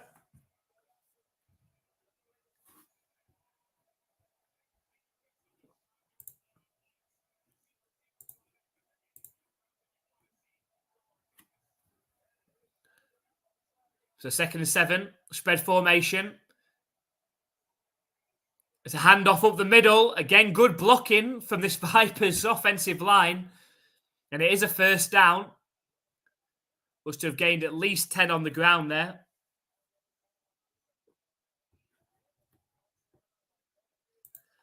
So, yeah, it's a 30,000 fan. Yeah, easily 30,000 fans there again at the Battlehawks.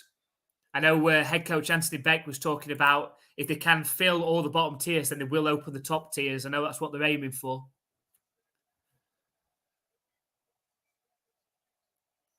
So 1st and 10. There's a handoff again up the middle. There is a flag as Smith is stopped immediately at the line.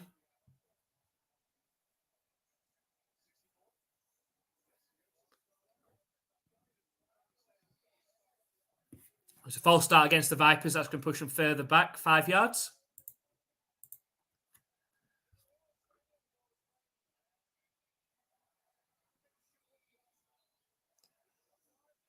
So Destroying, do you think Destroying will come on to talk to us about football? 5.1 million YouTube subscribers.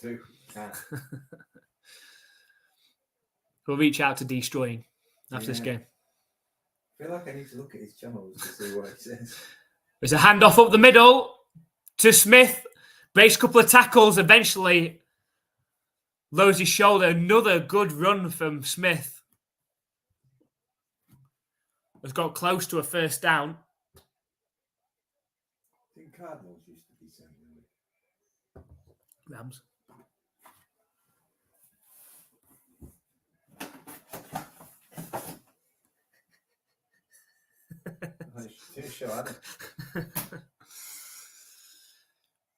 So 2nd and 5. It's a handoff to Smith. He's completely blasted right at the line of scrimmage. Could have lost a yard.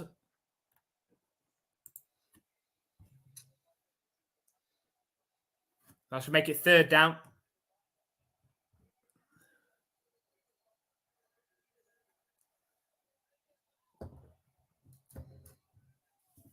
That sets up a 3rd and 6.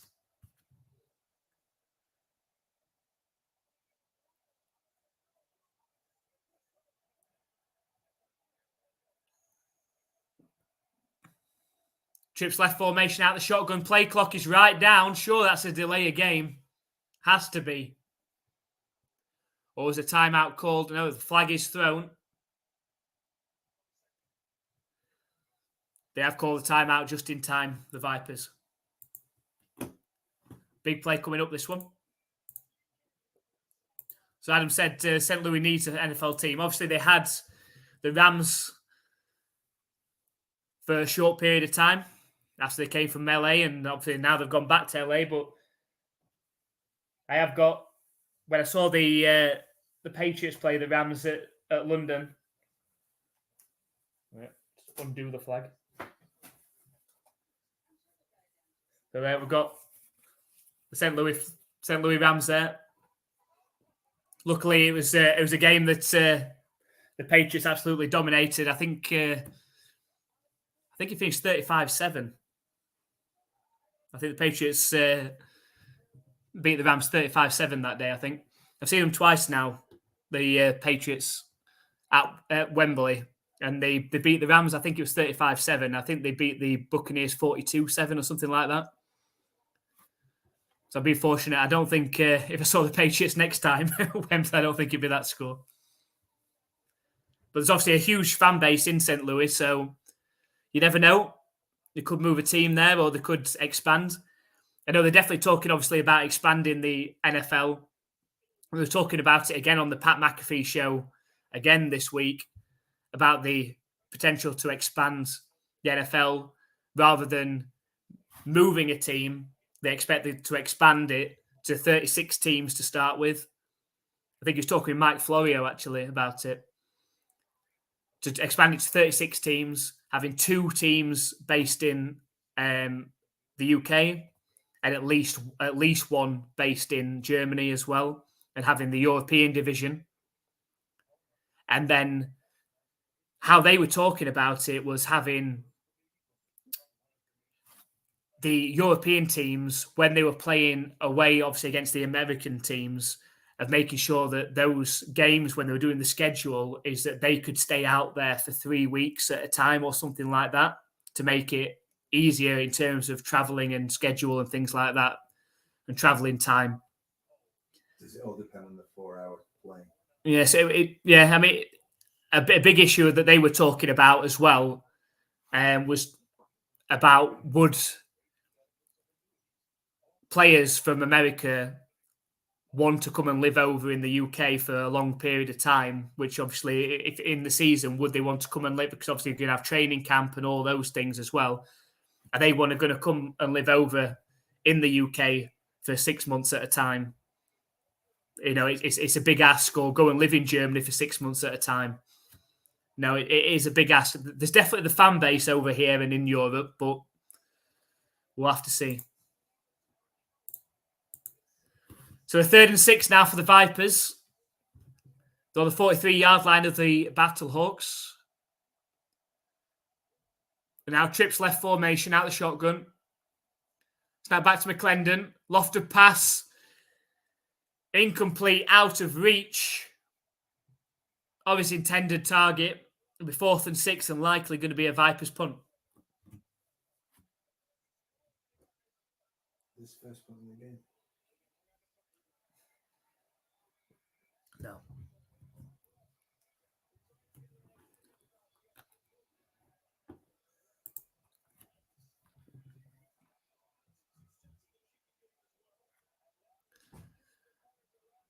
So 4th and 6.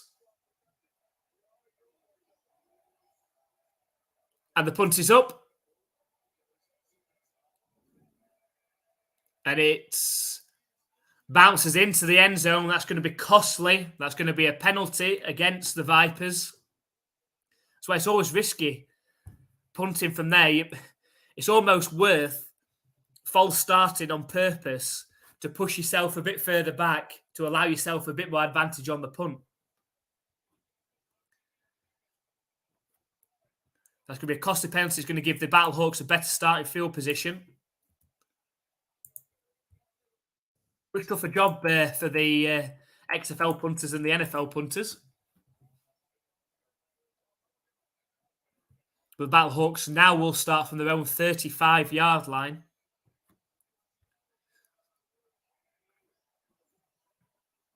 There's a handoff to Hill. Got a lot of work to do out the right-hand side. Sprinted round on the sweep. had to evade the defensive ends and only gained 3 or 4 yards before being pushed out of bounds.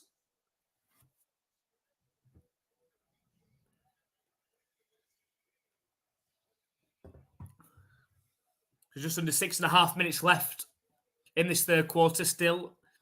The Vipers lead 11-8 in this one. Much more entertaining game than the scoreline suggests. So second 8, it's play action pass, thrown over the middle. Incomplete, goes past the receiver who gets hit. But there's no flags. So that's going to set up a 3rd and 8 now.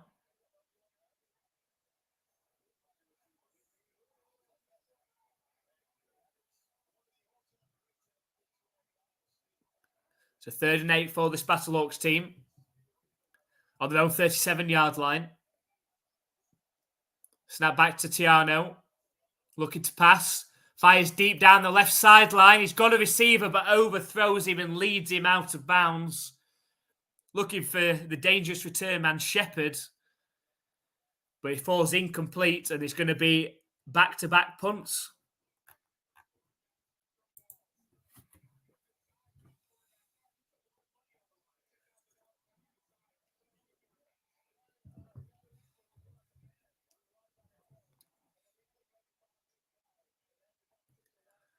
And the punt is up.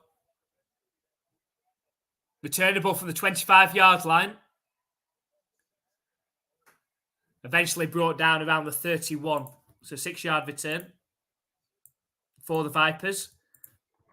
Both teams' offenses seem to be pretty stifled so far. Obviously, we had the missed field goal on the first possession for the Battlehawks in the second half. But since that point, we've exchanged punts. We've just got destroying on permanently now. Mm. You'll be on next week. Yeah, I thought so. Yeah.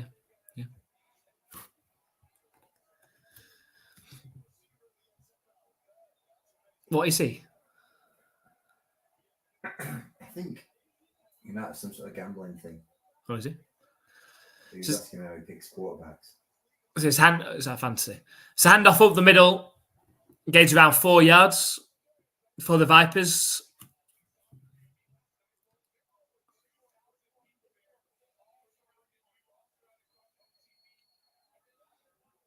He's on Battlehawks sideline, isn't he? He's with the He's players. Right behind the couch. So 2nd and 8. It's a handoff up the middle. Doesn't gain much, though, on 2nd down. It's going to bring up a 3rd and long. It's Harvey coming up with the tackle. Had a great season for the Battlehawks. Right behind you.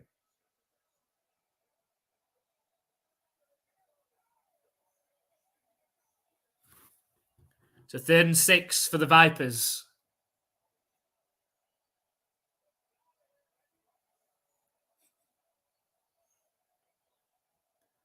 Trips left formation out the shotgun. Back to McClendon. Send a heavy blitz. He breaks through the blitz, though. Sets off running down the right sideline and takes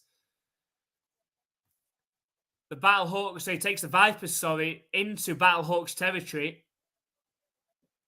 A big blitz, but managed to get a block and find a gap. Managed to gain 17 or 18 yards on that scramble. And rush yards today, 169 rushing yards for the Vegas Vipers, not Raiders. Vipers completely dominated on the ground in this one. So 1st and 10 now from the 46-yard line of the Battlehawks. Referees are blowing up for something. There's a flag.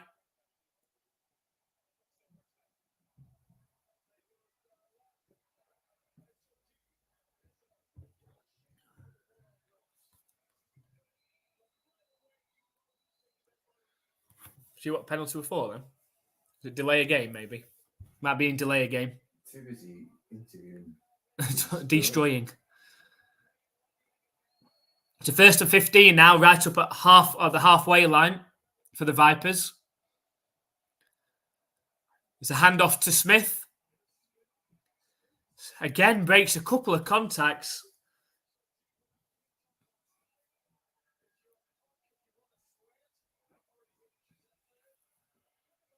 It's been good hard running from Smith all game, backed up by the quarterback McClendon as well. 5 yards on the ground, sets up a 2nd and 10. Spread formation. Out the shotgun. It's passed out to the running back. Managed to gain 8 yards through the air. It sets up a 3rd and 2.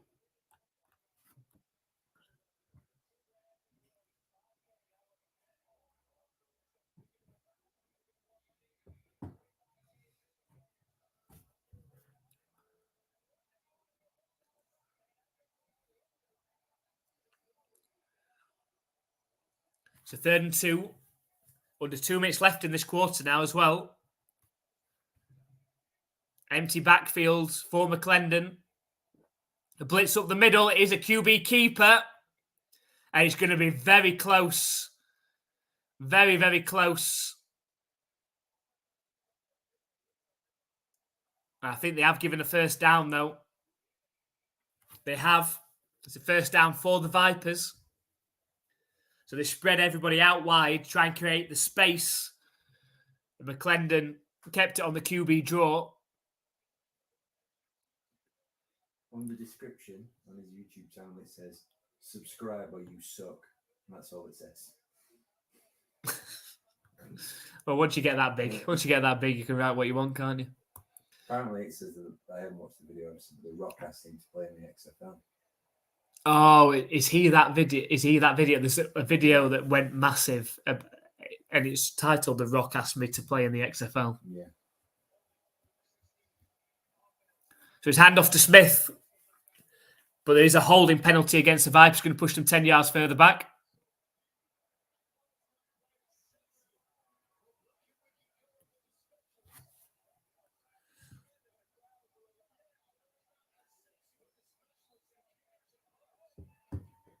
So that's going to set up a 1st and 20 now.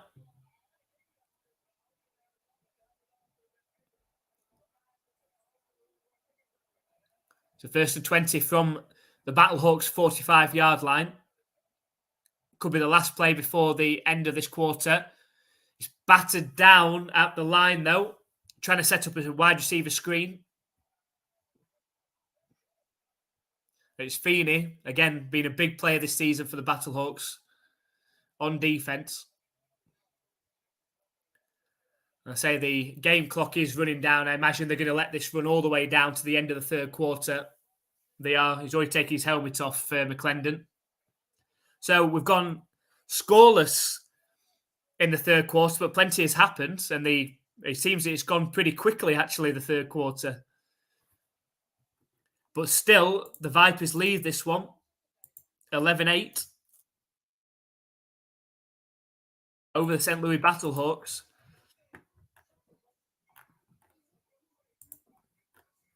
Which you say if the Vipers do manage to pull off the win in this one, it would be another XFL shock.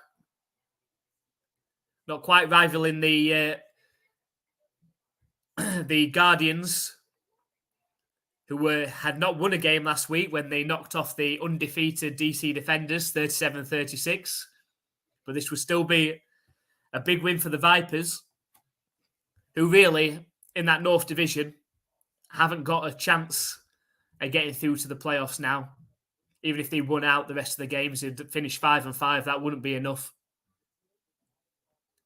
But it could still cause some damage. It could cause massive damage to the Battlehawks' hopes if they beat them today. Especially if the Seattle Sea Dragons were able to knock off the DC Defenders tomorrow. That put the Seattle Sea Dragons in firm position to make it through to the playoffs over the Battlehawks.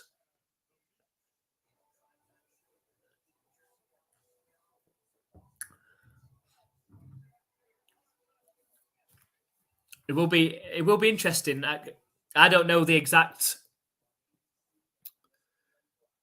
way that it will be determined. But if, for example, the Battlehawks won today and then the Sea Dragons lost against the DC Defenders, but then beat the Battlehawks, both the Battlehawks and Sea Dragons have beat each other once,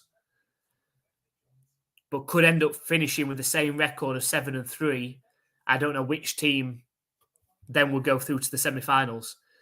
The DC Defenders, as long as they finish 7-3 or better, they would automatically finish above the Battlehawks because of beating the Battlehawks twice. So it must come down to something else, must come down to point differential or results within the division, which I imagine will be very similar as well. So I'm not sure. Results in the division.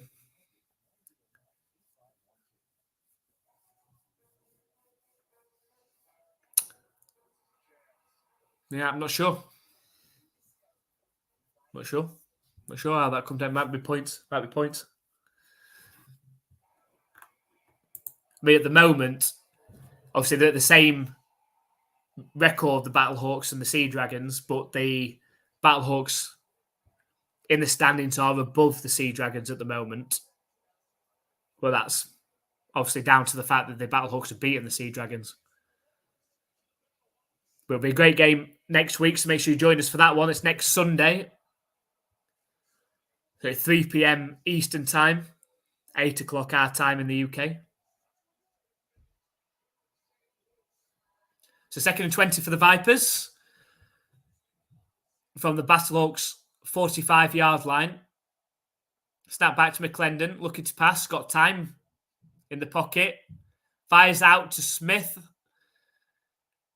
who does well, taking on a couple of tackles to get back to the line of scrimmage.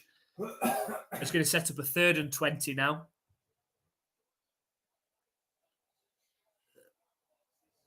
So there you go. They've just announced the Battlehawks. I know Adam was talking about it earlier. The Battlehawks attendance again over 35,000. Easily the largest attendances in the XFL this season. Imagine what it would be next week against the Seattle Sea Dragons.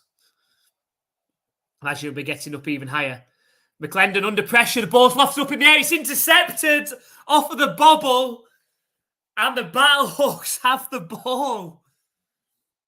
McClendon never saw the defender coming round from the backside. Gets the ball knocked out his hand. Bobbles up into the air. Snatched away from the Battlehawks defensive lineman. And that means the Battlehawks will take over right around halfway. So it was Feeney that knocked the ball out and lofted up perfectly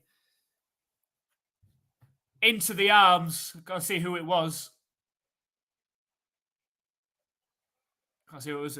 Is it Longden? Longden. The Battlehawks have the ball just inside Vipers territory. First down, it's a handoff. Not going too far, Hill. Has his helmet ripped off as well. Sure, that's a flag. No?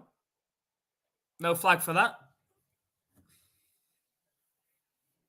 Okay, so it's nice gain just about a yard. It's 2nd and 9 now.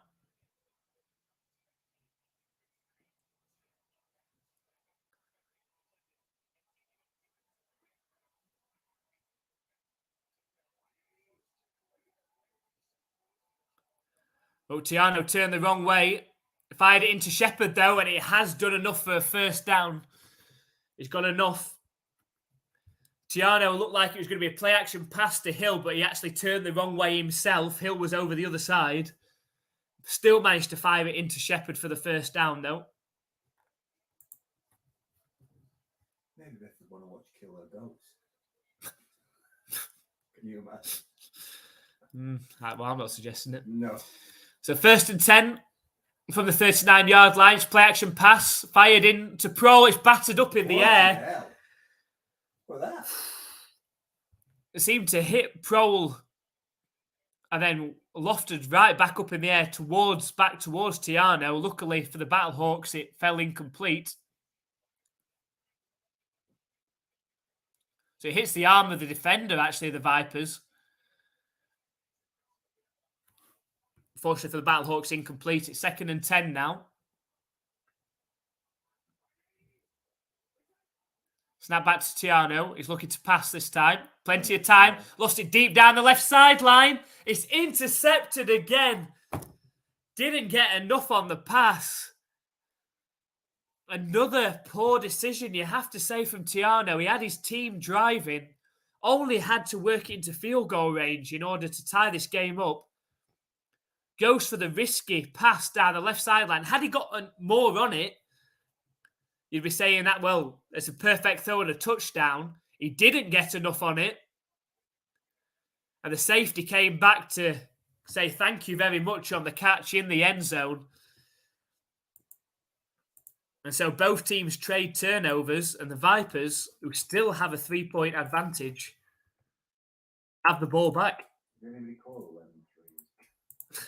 11-8. 11-8. Now I'm waiting for it to get up to, what did he say, 33?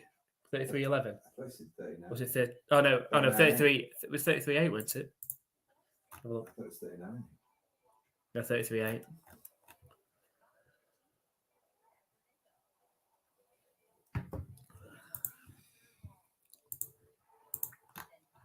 So when he just came up with the money line scores there, still had the Battlehawks as favourites by 1.5 points, but the total points projection had come right down. At the start of the game, it was 46.5 points.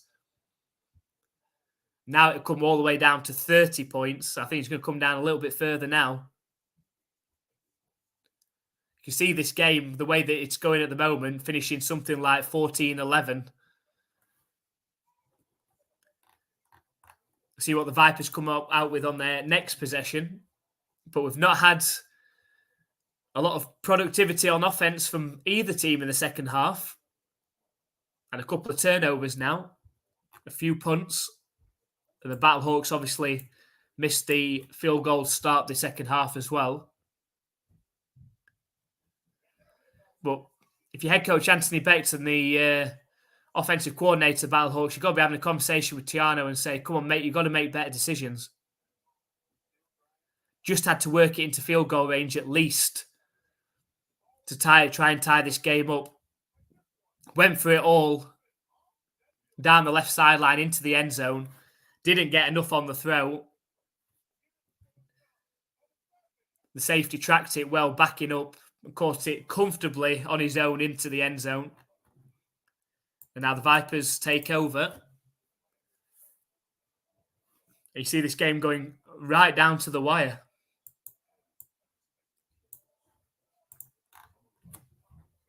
And they're going to take loads of penalties. I'll be right.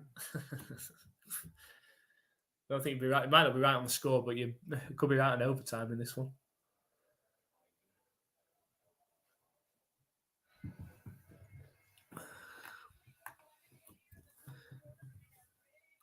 So we'll see what the Vipers and McClendon can do on offense on their next possession.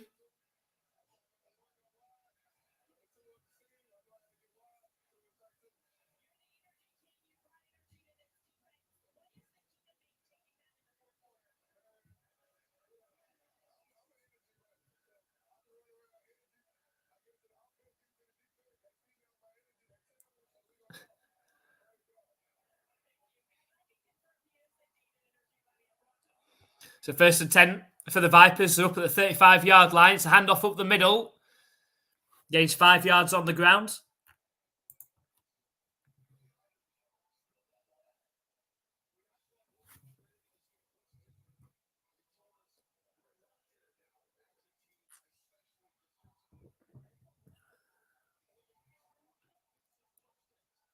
So 2nd and 5 now. Spread formation.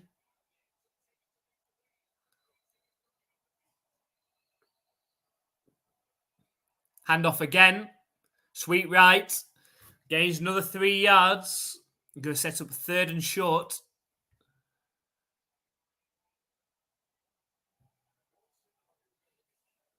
While the Vipers have got the lead, you imagine they're going to try and just run the ball as much as possible, take as much time off this clock as they can.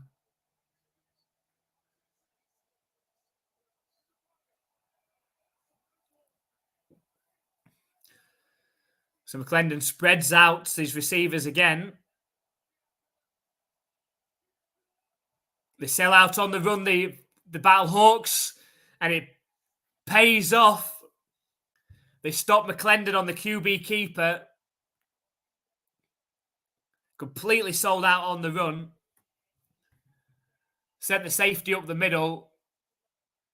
Too many players to block, and the Battlehawks bring down McClendon for half a yard loss. It's going to be 4th and 2. It's going to be another Vipers punt.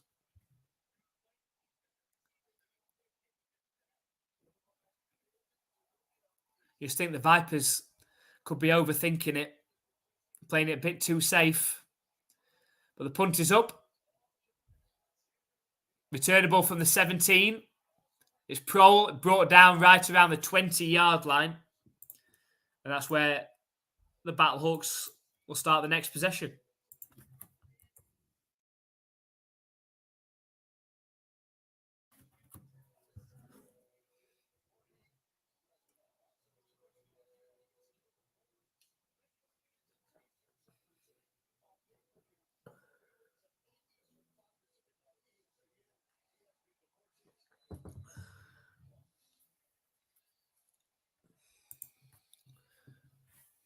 So Tiano back out there.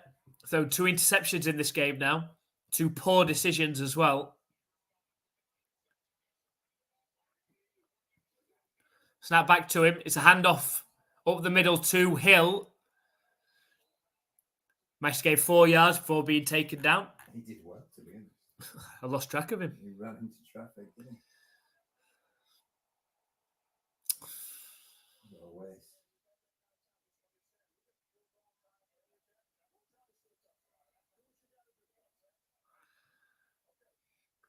Yeah, exactly what I said, isn't it? You don't need to go for a touchdown there. Trips right formation for Tiano. Fires it in short on the screen to Hill. A lot of work to do. Somehow managed to gain a yard or 2. And set up 3rd and short. So we just saw a conversation between head coach Anthony Betts with the quarterback Tiano there, saying just work into field goal range. We can go for touchdowns when we get closer. No need to force it.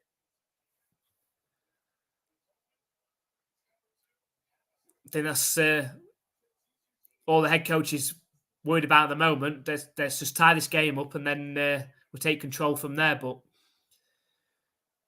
it's 3rd and 4 now from their own 26-yard line. Snap back to Tiano. Fired over the middle. It's brought in well by Hill for the first down, gained 6 yards. Managed to fit it in there, Tiano. He had a defender bearing down on Hill, but he managed to hold on to it. It's his first down for the Battlehawks. Shotgun formation. Trips to the right. It's a handoff to Hill. Sneaks through the line and gains a couple of yards before being taken down hard.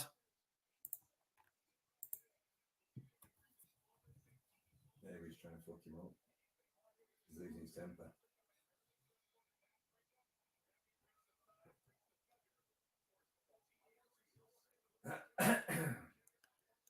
So that sets up a 2nd and 8. Again, trips right formation out the shotgun.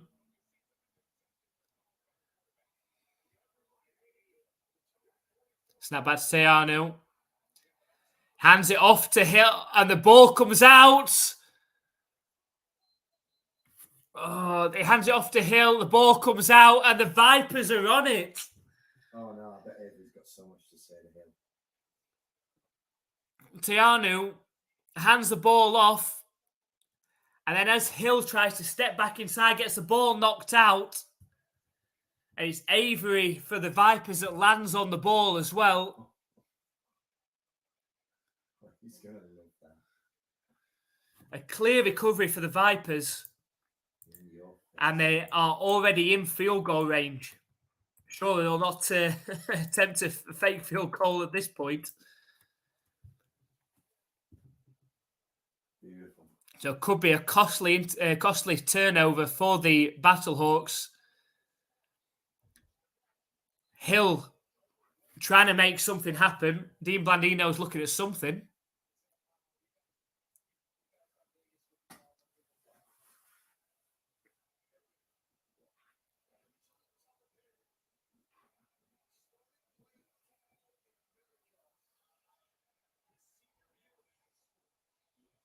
Not sure what Dean Blandino were looking at, but anyways, 1st and 10 for the Vipers. They're down at the 27-yard line now of the Battlehawks. Snap back to McClendon. It is a handoff to Smith. Brought down after only gaining 1 yard. I think that's what the Battlehawks are going to do now. I think they're going to completely sell out on the run and dare McClendon and dare this Vipers offense to throw the ball. Only 7.5 minutes left, though. A dangerous point in this game for the Battlehawks if they were to concede a touchdown now. Even without the extra points, would make it a 9-point game. Still only one score in the XFL rules, of course. Snap back to McClendon. Fired in on the QB, on the wide receiver screen. Oh breaks through, and it is the touchdown for the Vipers off of the wide receiver screen.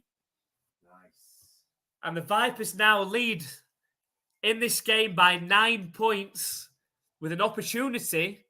It's Geronimo Allison, which I assume is the former Packers wide receiver.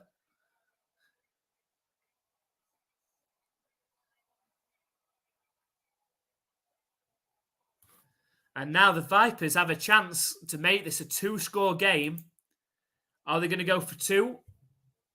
Or just go for 1? Either way, it would be a 2. They're going to go for 1 point to make this a 2-score game. Snap back to McClendon. Fires it in. It's deflected. It stays at a 9-point game, which, as I said before, does still stay at a 1-score game. If the Battlehawks would score a touchdown and a 3-point conversion, which they have done before, of course, with AJ McCarron, they can tie this game up. But the Vipers, off of that turnover, score the touchdown off the wide receiver screen. And now the Battlehawks have to answer back. And Andy's dishing the dirt now. It's not the first turnover from Brian Hill as well this season that's been costly. He was going off at Avery. So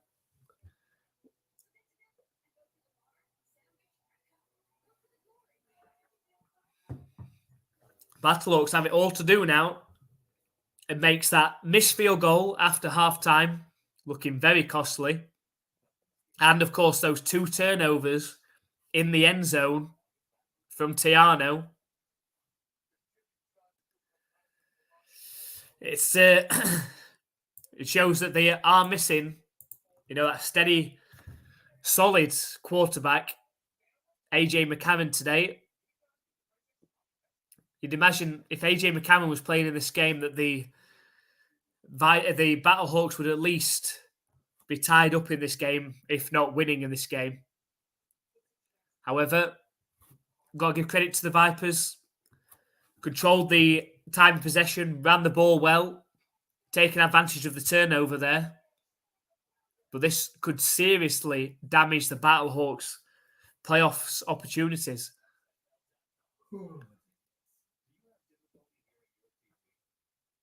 Because if it comes down to divisional record in the end, even if the Battlehawks... the Battlehawks would have to beat the Seattle Sea Dragons next week. If they lose this, they have to beat the Seattle Sea Dragons. If they lose against the Seattle Sea Dragons next week, the Battlehawks, they would not make the playoffs. Because it'll come down to divisional record then. And you imagine the Sea Dragons would beat the Vipers when they play them again. Not with our new quarterback. So, well, you never know. You never know.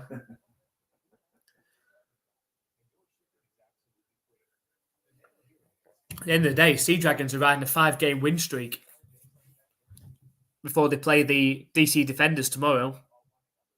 And to be honest, the Sea Dragons could be and probably should be 7-0. Lost the first game against the DC Defenders off a fumble on the 2-yard line, and then lost to a last-second field goal to the Battlehawks in week 2. Otherwise, they'd be 7-0. What, just on looks? Yeah, just so about it. Like, is that how we're referring to to people? Kang. It's on live. Returnable from the 5-yard line for the Battlehawks. The Shepherd, makes a good move, but then gets completely laid out at the 32-yard line. But a big possession coming up for this Battlehawks offense.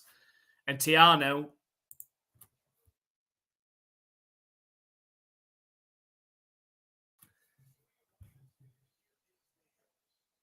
but if the Battlehawks lose this game, you've got to say it's the turnovers that's cost them. The fumble from Hill, the 2 interceptions from Tiano. It's a handoff to Hill on first down, was to gain 4 or 5 yards.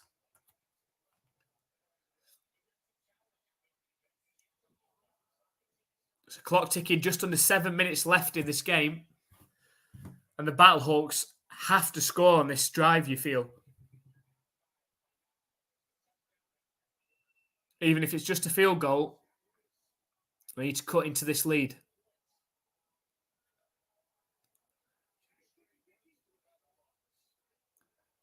So 2nd and 6. Snap back to Tiano. Under pressure. It's taken down on the sack. Loses 2 yards. It's going to set up a 3rd and 8. And a 3rd down that the Battlehawks really have to get.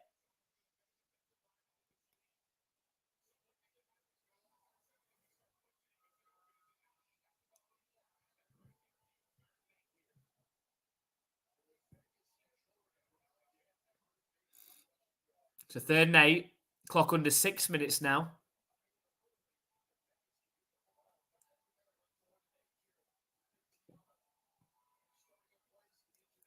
Snap back to Tiano. Fires it out short to Hill. Only gains 2 yards before being upended. And the Battlehawks are going to have to punt. Maybe a fake punt.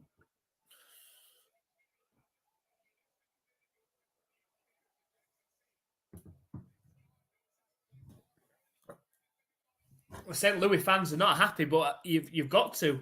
You're going to have to punt here, because if you don't, and the Vipers kick a field goal, the game's pretty much over. They do go for the fake, and it is successful at the 40-yard line. Only got one player to beat at the 20, at the 10, and it's a touchdown. Where's that come from? They do go for the fake punt, as Andy said. And wide open at the 50-yard line, and one player to beat, outruns him. And Gary Jennings, who has been the fastest player in the XFL this season, outruns the last man who's the returner, Sexton. And it's a touchdown to the Battlehawks. Come from absolutely nowhere. Jennings takes his helmet off and spikes it into the ground at the end.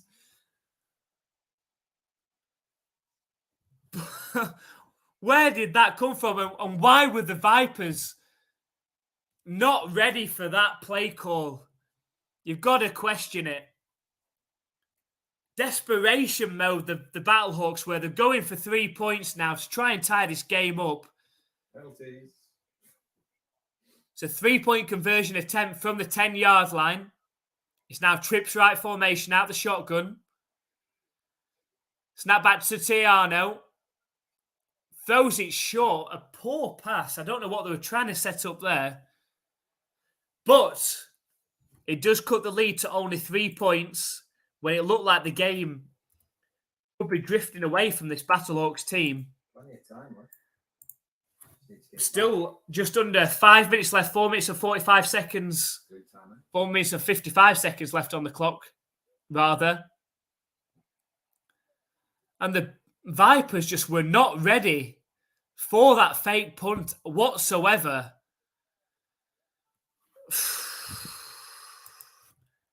Completely sold out on the blocking the punt. And it just looked easy. The punter just stood there, just lofted it over the line to a wide open Jennings. Caught the ball at the 50, all ready for a first down, and had so much room to gather pace, to set up the angle to beat the returner Sexton. And we've got a 3-point game. We should be in for a brilliant ending to this game now. So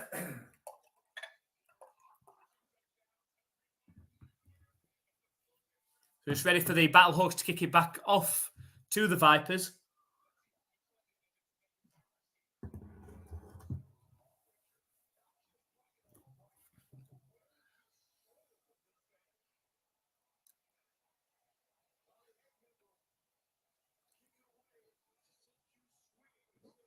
And the kick is up. Returnable from the 8-yard line. And taken down at the 20. And there is a flag as well. You know what that usually means as well. This could be half the distance.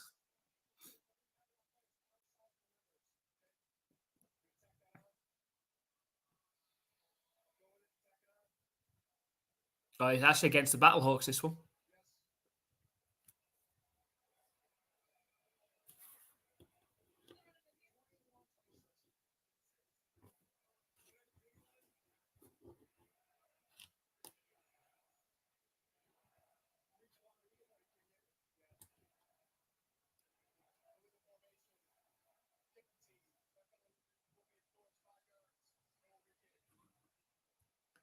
So it's illegal formation against the Battlehawks. It's going to be 5 yards added on to the return from the Vipers. It's going to be really kick.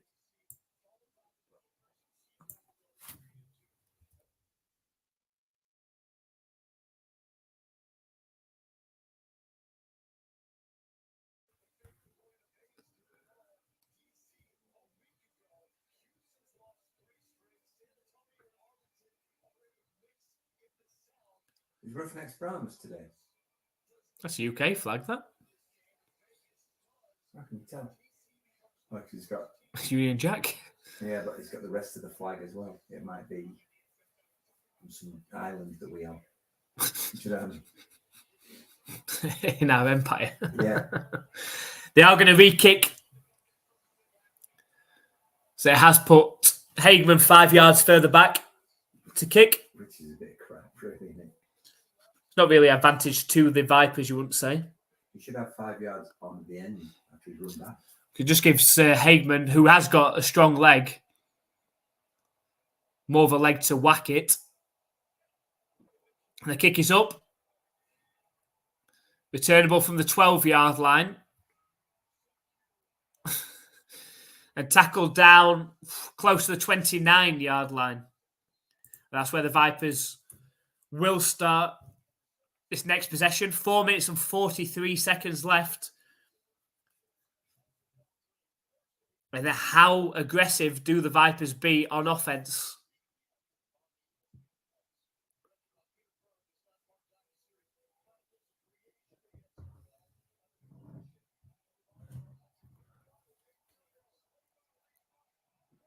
Oh. Hello. Tories.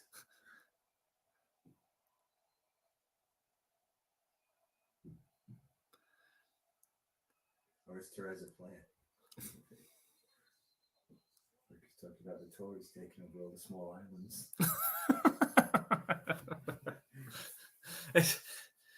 A quick pass out, gained 7 yards for the Vipers before being pushed out of bounds. Going to set up a 2nd and 3.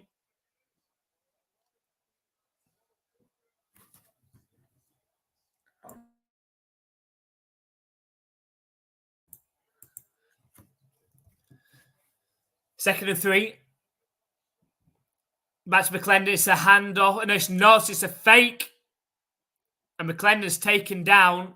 Looks like he barely got back to the line of scrimmage well on that one. He's going to set up a 3rd down and a huge 3rd down. Anthony Becht, the whole coaching team, the players on the sideline, all getting the St. Louis Battlehawks fan base rocking the stadium. Over 35,000 fans in there today. Can they get the stop on 3rd and 3? Clock ticking down to around 3.5 minutes left. Snap back to McClendon. It might be a delay of game as well. Or did the Vipers get the timeout in there? The Vipers just got the timeout in there just in time, but that's their 2nd timeout used.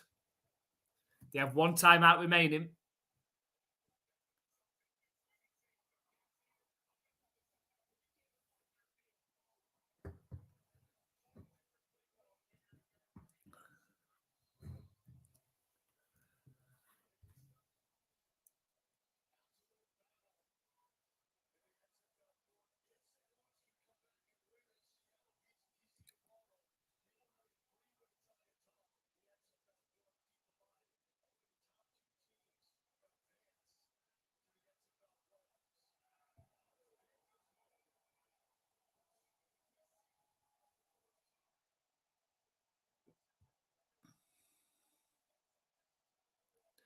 So 3rd and 3. A huge play in this game. Snap back to McClendon. Starts scrambling. He's got plenty of room. He's got the 1st down. He slides down after gaining 8 yards. A 1st down for the Vipers.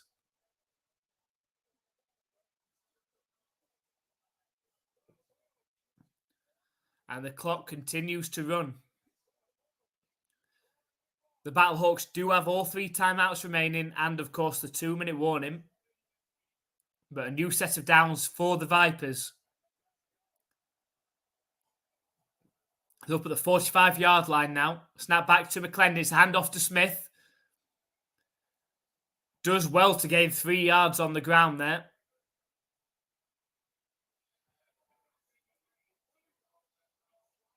Clock continues to run. 2nd and 7.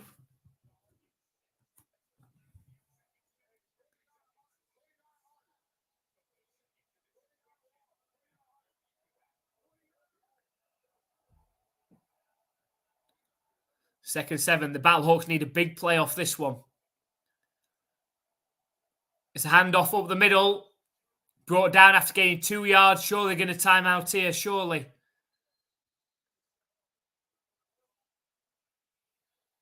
They do take a timeout, the Battlehawks. A 3rd down and around 5. A huge 3rd down and around 5 as well for this Battlehawks team. Tory is the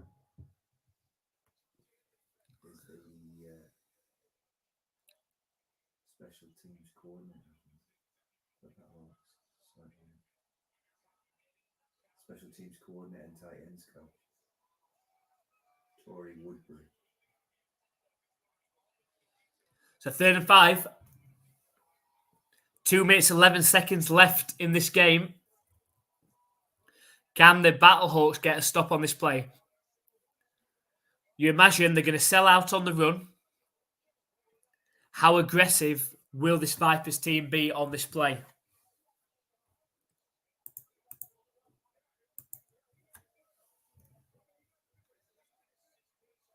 A huge play. This game could be determined by this 3rd and 5 play here. You imagine McClendon is going to throw the ball on this play. Far too risky to try and run it, unless it is a pass play that he then runs. A huge play. 2 minutes and 10 seconds left in this game. Trips left formation out the shotgun. Snap back to McClendon. Under pressure. Fires over the middle. It goes through the hands of a wide open receiver. Should have been a completion and a first down. Fired over the middle. Burst through the hands of the receiver. And the Vipers are going to have to punt. So from a Battlehawks fan perspective here, the best outcome it could have been, it's down at the 2-minute warning now as well. The Battlehawks only a field goal behind. Should have been a first down. And pretty much ended the game there for the Vipers. However, it will be a Vipers punt coming up after this break.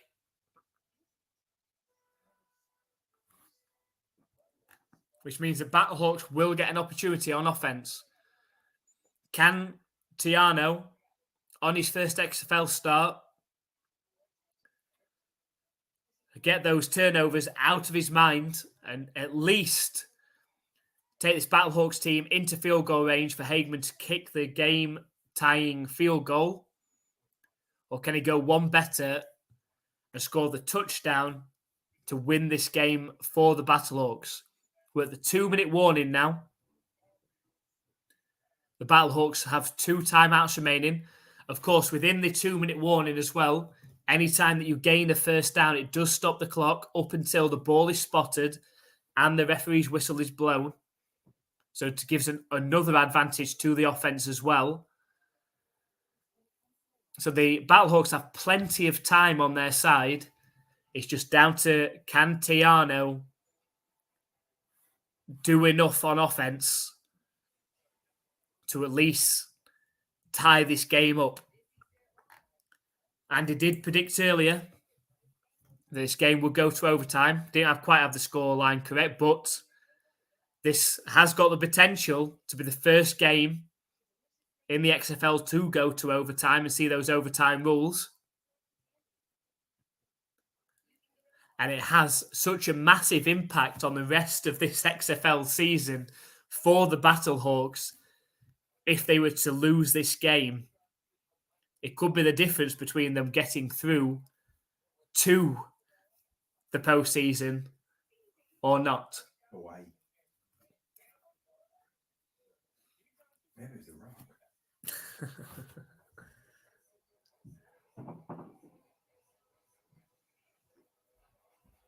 I want to try watching some UFC. Do you think it's good or do you think it would be boring?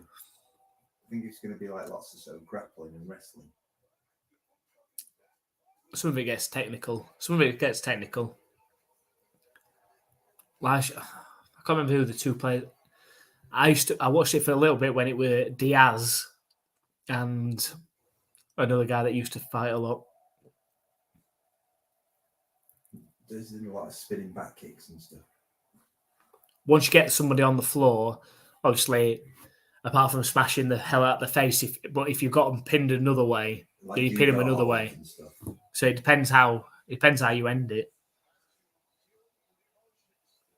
But if you've got them pinned, like some of them, you see them like proper like elbowing them in the face, like. Whoa. And the punt is up, just about. Returnable from the... Oh, and it bounces into the end zone as well. Well left. So Pro left it from about the 10-yard line and it bounced into the end zone, which means the Battlehawks will start from around the own 35-yard line.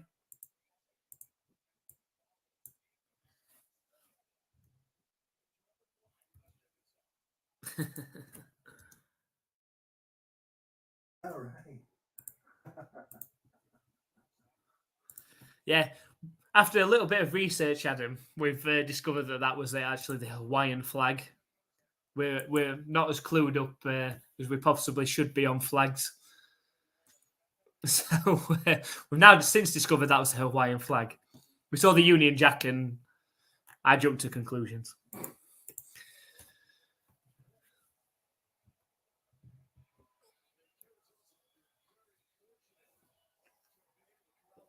So here we go.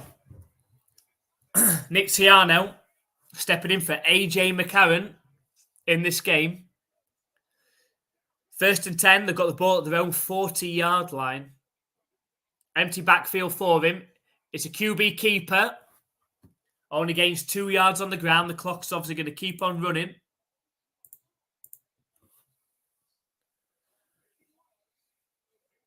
Sets up a 2nd and 8 from their own 42-yard line. Empty backfield again for Tiano. Looking to pass. Fires over the middle. He's got a wide open receiver, Hill. Which would have been a 1st down, but he can't bring it in. Pressure. Should have been an easy pass and completion, that one. Hill had broken free of the defender.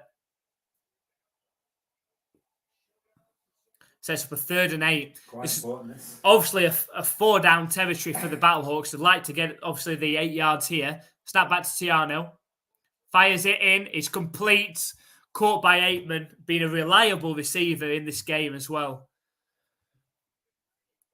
Managed to gain around 14 yards on that completion. Did well to catch it and go down into Vipers territory. Snap to it's a screen to Hill. Scrambles forward after the catch and gains 13 yards. Clock still ticking. I thought it stopped on a 1st down in the last 2 minutes. Well, it should be.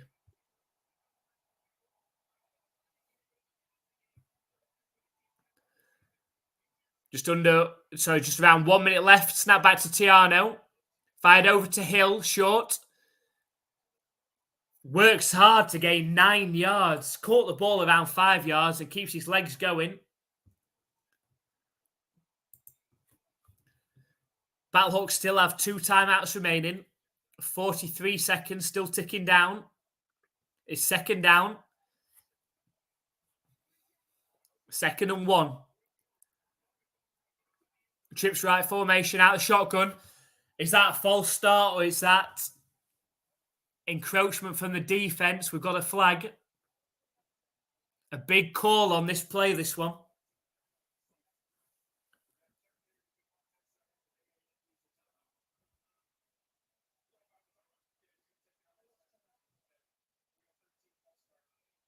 It is a false start. It is a false start against the Battlehawks.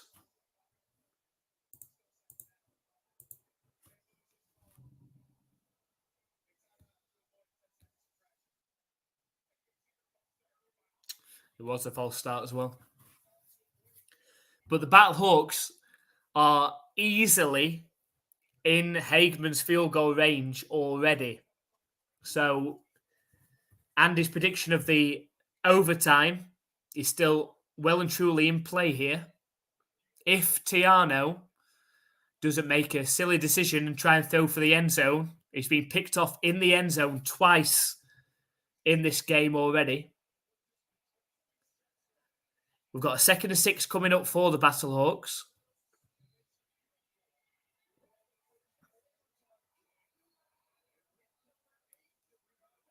.32 seconds left. They've got 1 timeout remaining. Empty backfield for Tiano. Snap back to him. Sets off running. He's got plenty of space. Dives down forward for the 1st down. They're lining up to spike the ball. Obviously, the clock has stopped. It's a 1st down. Spikes the ball. 24 seconds left. Can the Battlehawks pull off the win at the end? 24 seconds left. They're down close to the red zone.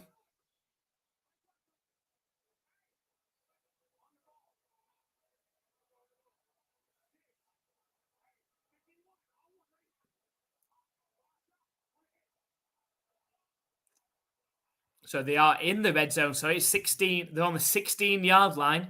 Snap back to Tiano. Throws it over the middle. Oh, that was a hit. Shepherd catches it 4 yards over the middle and gets lit up on the tackle over the middle. He looks bad. Let's see if it was a fair hit. They've called it incomplete, I believe, or they're saying it's a timeout. He's called it incomplete. The ball obviously came out. Let's have a look at the hit again.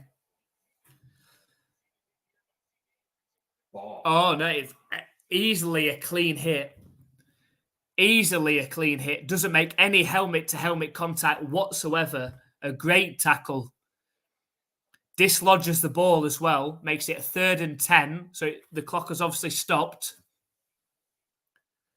I think, I'm going to put it out here now, I think Andy is right. I think we're going to head for overtime in this game. We're going to see the overtime rules for the first time in the XFL. Get that in writing. It's documented live and recorded. 20 seconds left in this game. It's 3rd and 10. The only way you can see this not ending up a field goal attempt is if Tiano makes a poor decision and we get a turnover. Or they do a fake. You imagine that Anthony Becht is saying to him right now, don't do anything stupid. Let's take this into overtime if we have to.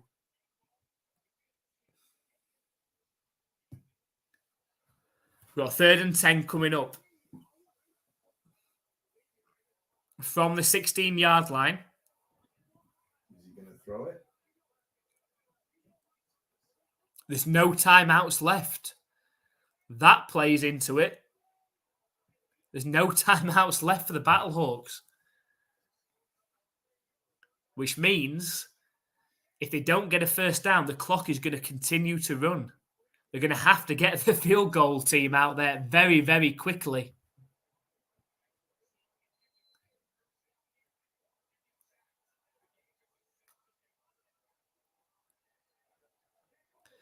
If he hasn't got a pass play here, he needs to throw the ball. If he hasn't got something on, he needs to throw the ball away very, very quickly.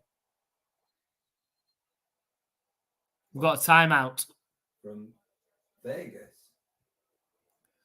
So the Las Vegas Vipers have called a timeout. Obviously wanted to have another look at the play.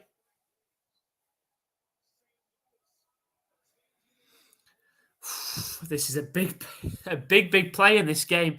20 seconds left. They do come down to the wire. And there's no way of stopping the clock unless the Battlehawks get a first down.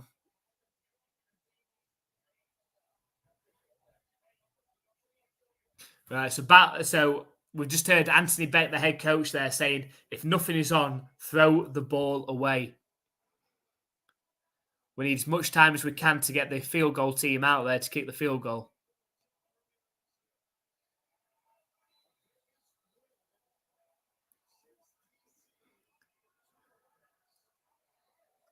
He'd rather him throw the ball away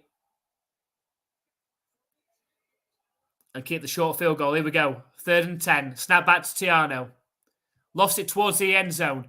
Oh, almost brought in.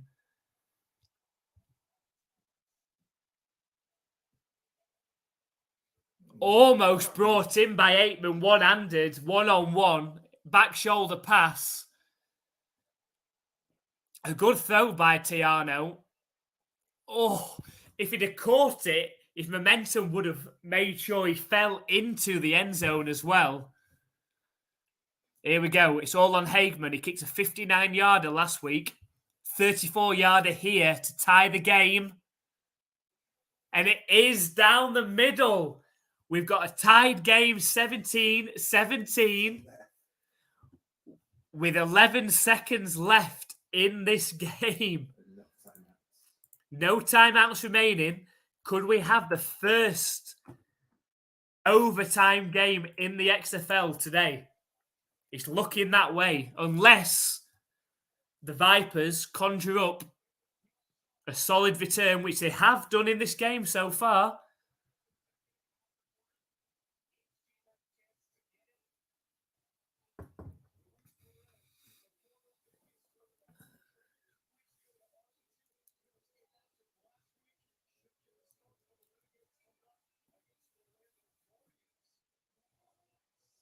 So here we go.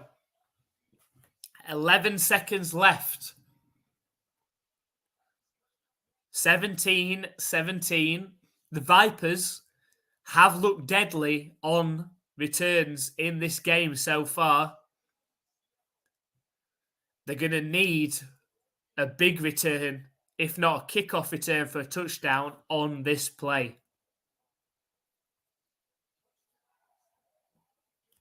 I'd be tempted to chuck it into end zone.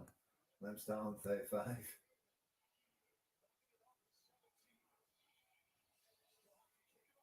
And the kick is up. It goes into the end zone, which means that the Vipers will start from their own 35-yard line, I believe. And you've got to think, as Andy's just said to me, that was tactics to stop the kickoff return. You've got to believe that was a plan from the Battlehawks to stop any sort of kick return. It means they will start from their own 35-yard line. They've got 11 seconds left. No timeouts. He's got the arm. He's just got the arm. Now, if you're the Battlehawks, surely you're playing fairly deep. You don't want a huge play here. You don't mind them getting a first down if it's an underneath throw. That won't be enough.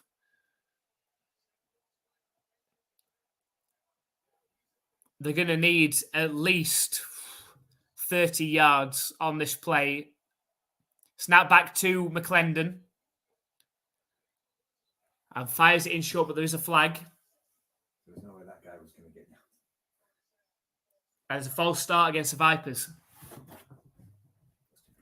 No, tension.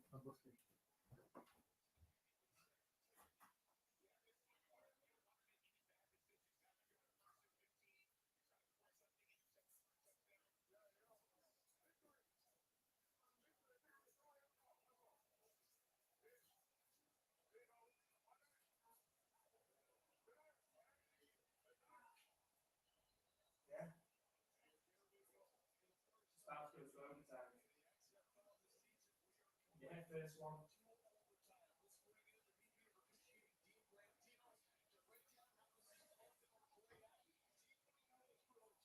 Penalty shootout in the XFL.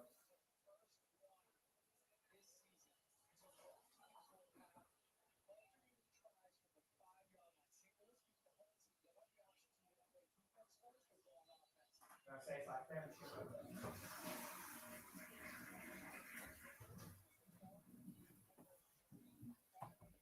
Nothing's happened. Did they need it? Gone to overtime. Oh, yeah, they must have. I was too busy typing about So here we go. The first game going into overtime.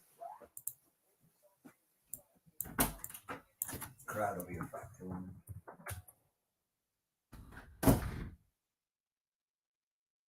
Got a tie ball game, 17-17. The first game going into overtime. Yeah. Just couldn't hold it. Thought this game would go into overtime, so I didn't want to miss the overtime. The first game in the XFL has gone to overtime. We've got a 17-17 scoreline.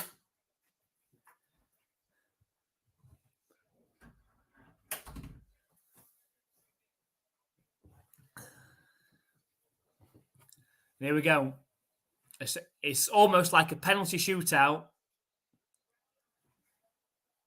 in football where offenses get opportunities. I believe it's from the 5-yard line, is it? Is it 5 from the 5? I think so. So this is new to me as well. This has such a huge impact on the Battlehawks. The Battlehawks have to win this. It is from the 5-yard line. If you go to the guy in the booth, he'd be reading the rules then. It's never happened before. So here we go. Attempt from the 5-yard line. It's best of 3, essentially. Snap back to McClendon. Fires it in. I think that's in for the conversion. Oh, this is close. This is very, very close. They've given it. They've given it. This is good. I like it. So that is the 2-point conversion for the Vipers. That puts them at 19-17 up. Is so close on the tackle, right down to the line. They're going to have to review this. Dean Blandino taking a look at it from the booth. Can we have a look at it? Cameras, please. Here we go. We're going to have another look.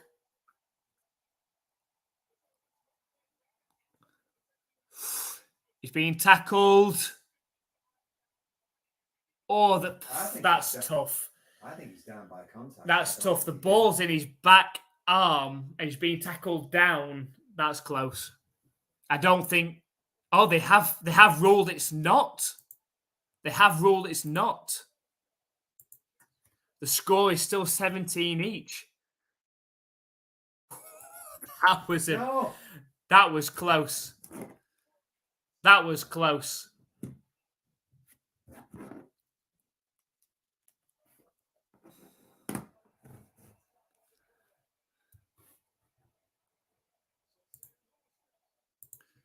It's not when you want to get a delay, is it? No.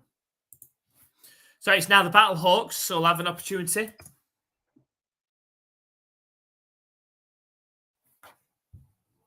We'll try and take the 2-point advantage. Trips right formation now. Snap back to Tiano. Fires it into Hakeem Butler for the 2-point conversion. The Battlehawks take the lead 19-17 in overtime. Of course, it's not over. Each team gets 3 attempts.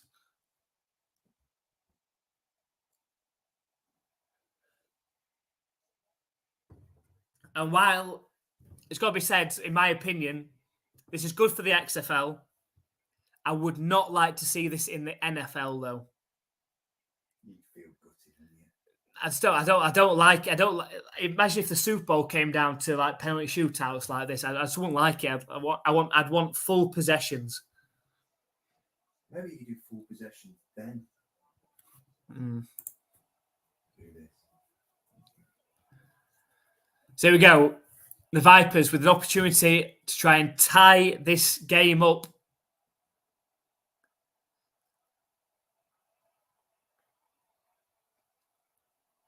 Trips right formation now. Snap back to McClendon. Fires to the corner. He's got a receiver. And it is caught. There is a flag. He completes it to Martavis Bryant. I think they are calling it against the offense. It must be against the offense. You wouldn't bother calling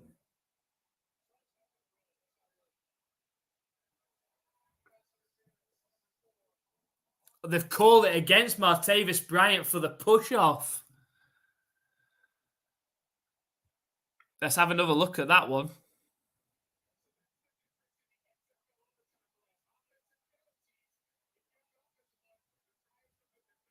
No. That's a poor penalty. That's a poor penalty to call. I don't agree. Now, that's coming from a Battlehawks fan. I don't agree with that. They're saying that when Martavis Bryant went up, he pushed off before he broke out. I don't think that contact was anywhere near enough.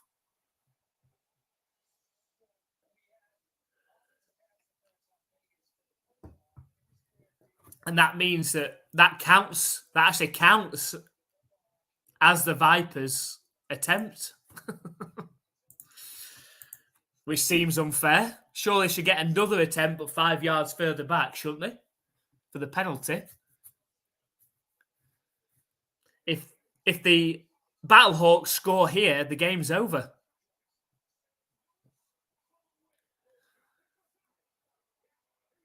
So here we go. The Battlehawks with an opportunity to win the game here. It's a handoff up the middle to Hill, who's into the end zone to make it 21-17, and that is the game. Bullshit. And the Battlehawks, who not only got the call against Bryant, which meant that that point was unsuccessful, they also got the penalty on their next possession, which means they only had to go 2 yards to score the touchdown. It seems a bit. I'm not sure. I'm not sure about those rules. I say, as a Battlehawks fan, I'm happy that the Battlehawks have come out winning that one, but I'm not sure how that game has ended there. Battlehawks have lost that game. So messed up the tension going into the playoffs. They wouldn't have been as tense. It's scripted. It still comes down to next week. But if they have lost, Battlehawks have lost. It would have. The Battlehawks wouldn't be. The Battlehawks almost couldn't get in. Exactly. So the Battlehawks come through 21-17 in this game. The first game that has gone to overtime. Strange way to end it.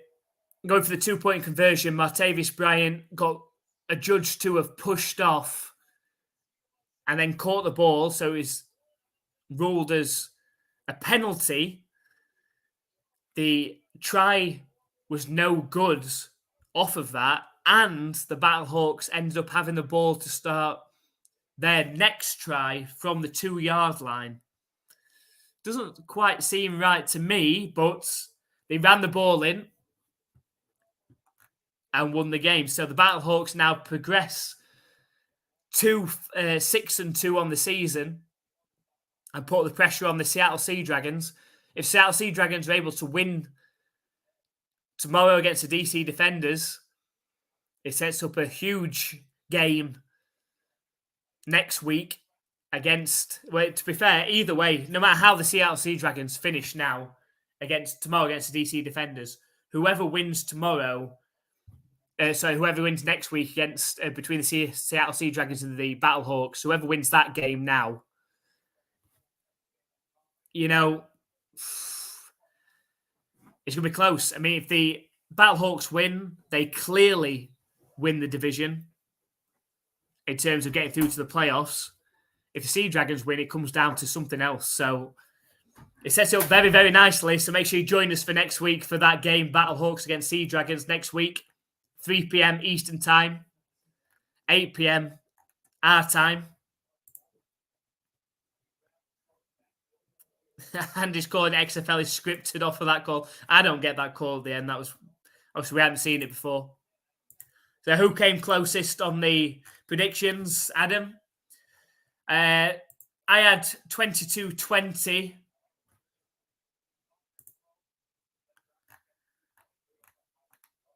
And you yourself had 24-21. So they're both very close. They're both very close in a game that finished 21-17. So we'll take it as a win. I mean, I'm a Battlehawks fan, so we'll take it both as a win there. The Battlehawks came out on top just about, and you imagine that McCarran will be back for that all-important game next week against the Sea Dragons. Make sure you watch tomorrow's game, the Sea Dragons and the Defenders. A great game there. Sea Dragons riding a 5-game win streak. The Defenders coming off that shock loss against the Guardians last week. But please make sure that you join us next week for that game of the Battlehawks against Sea Dragons, which will likely determine who goes through to the playoffs at the end of the season next week on Sunday. If you haven't already, please hit that subscribe button. Make sure you check out our latest XFL QB Pub comedy episode on our channel. And we'll see you guys next week.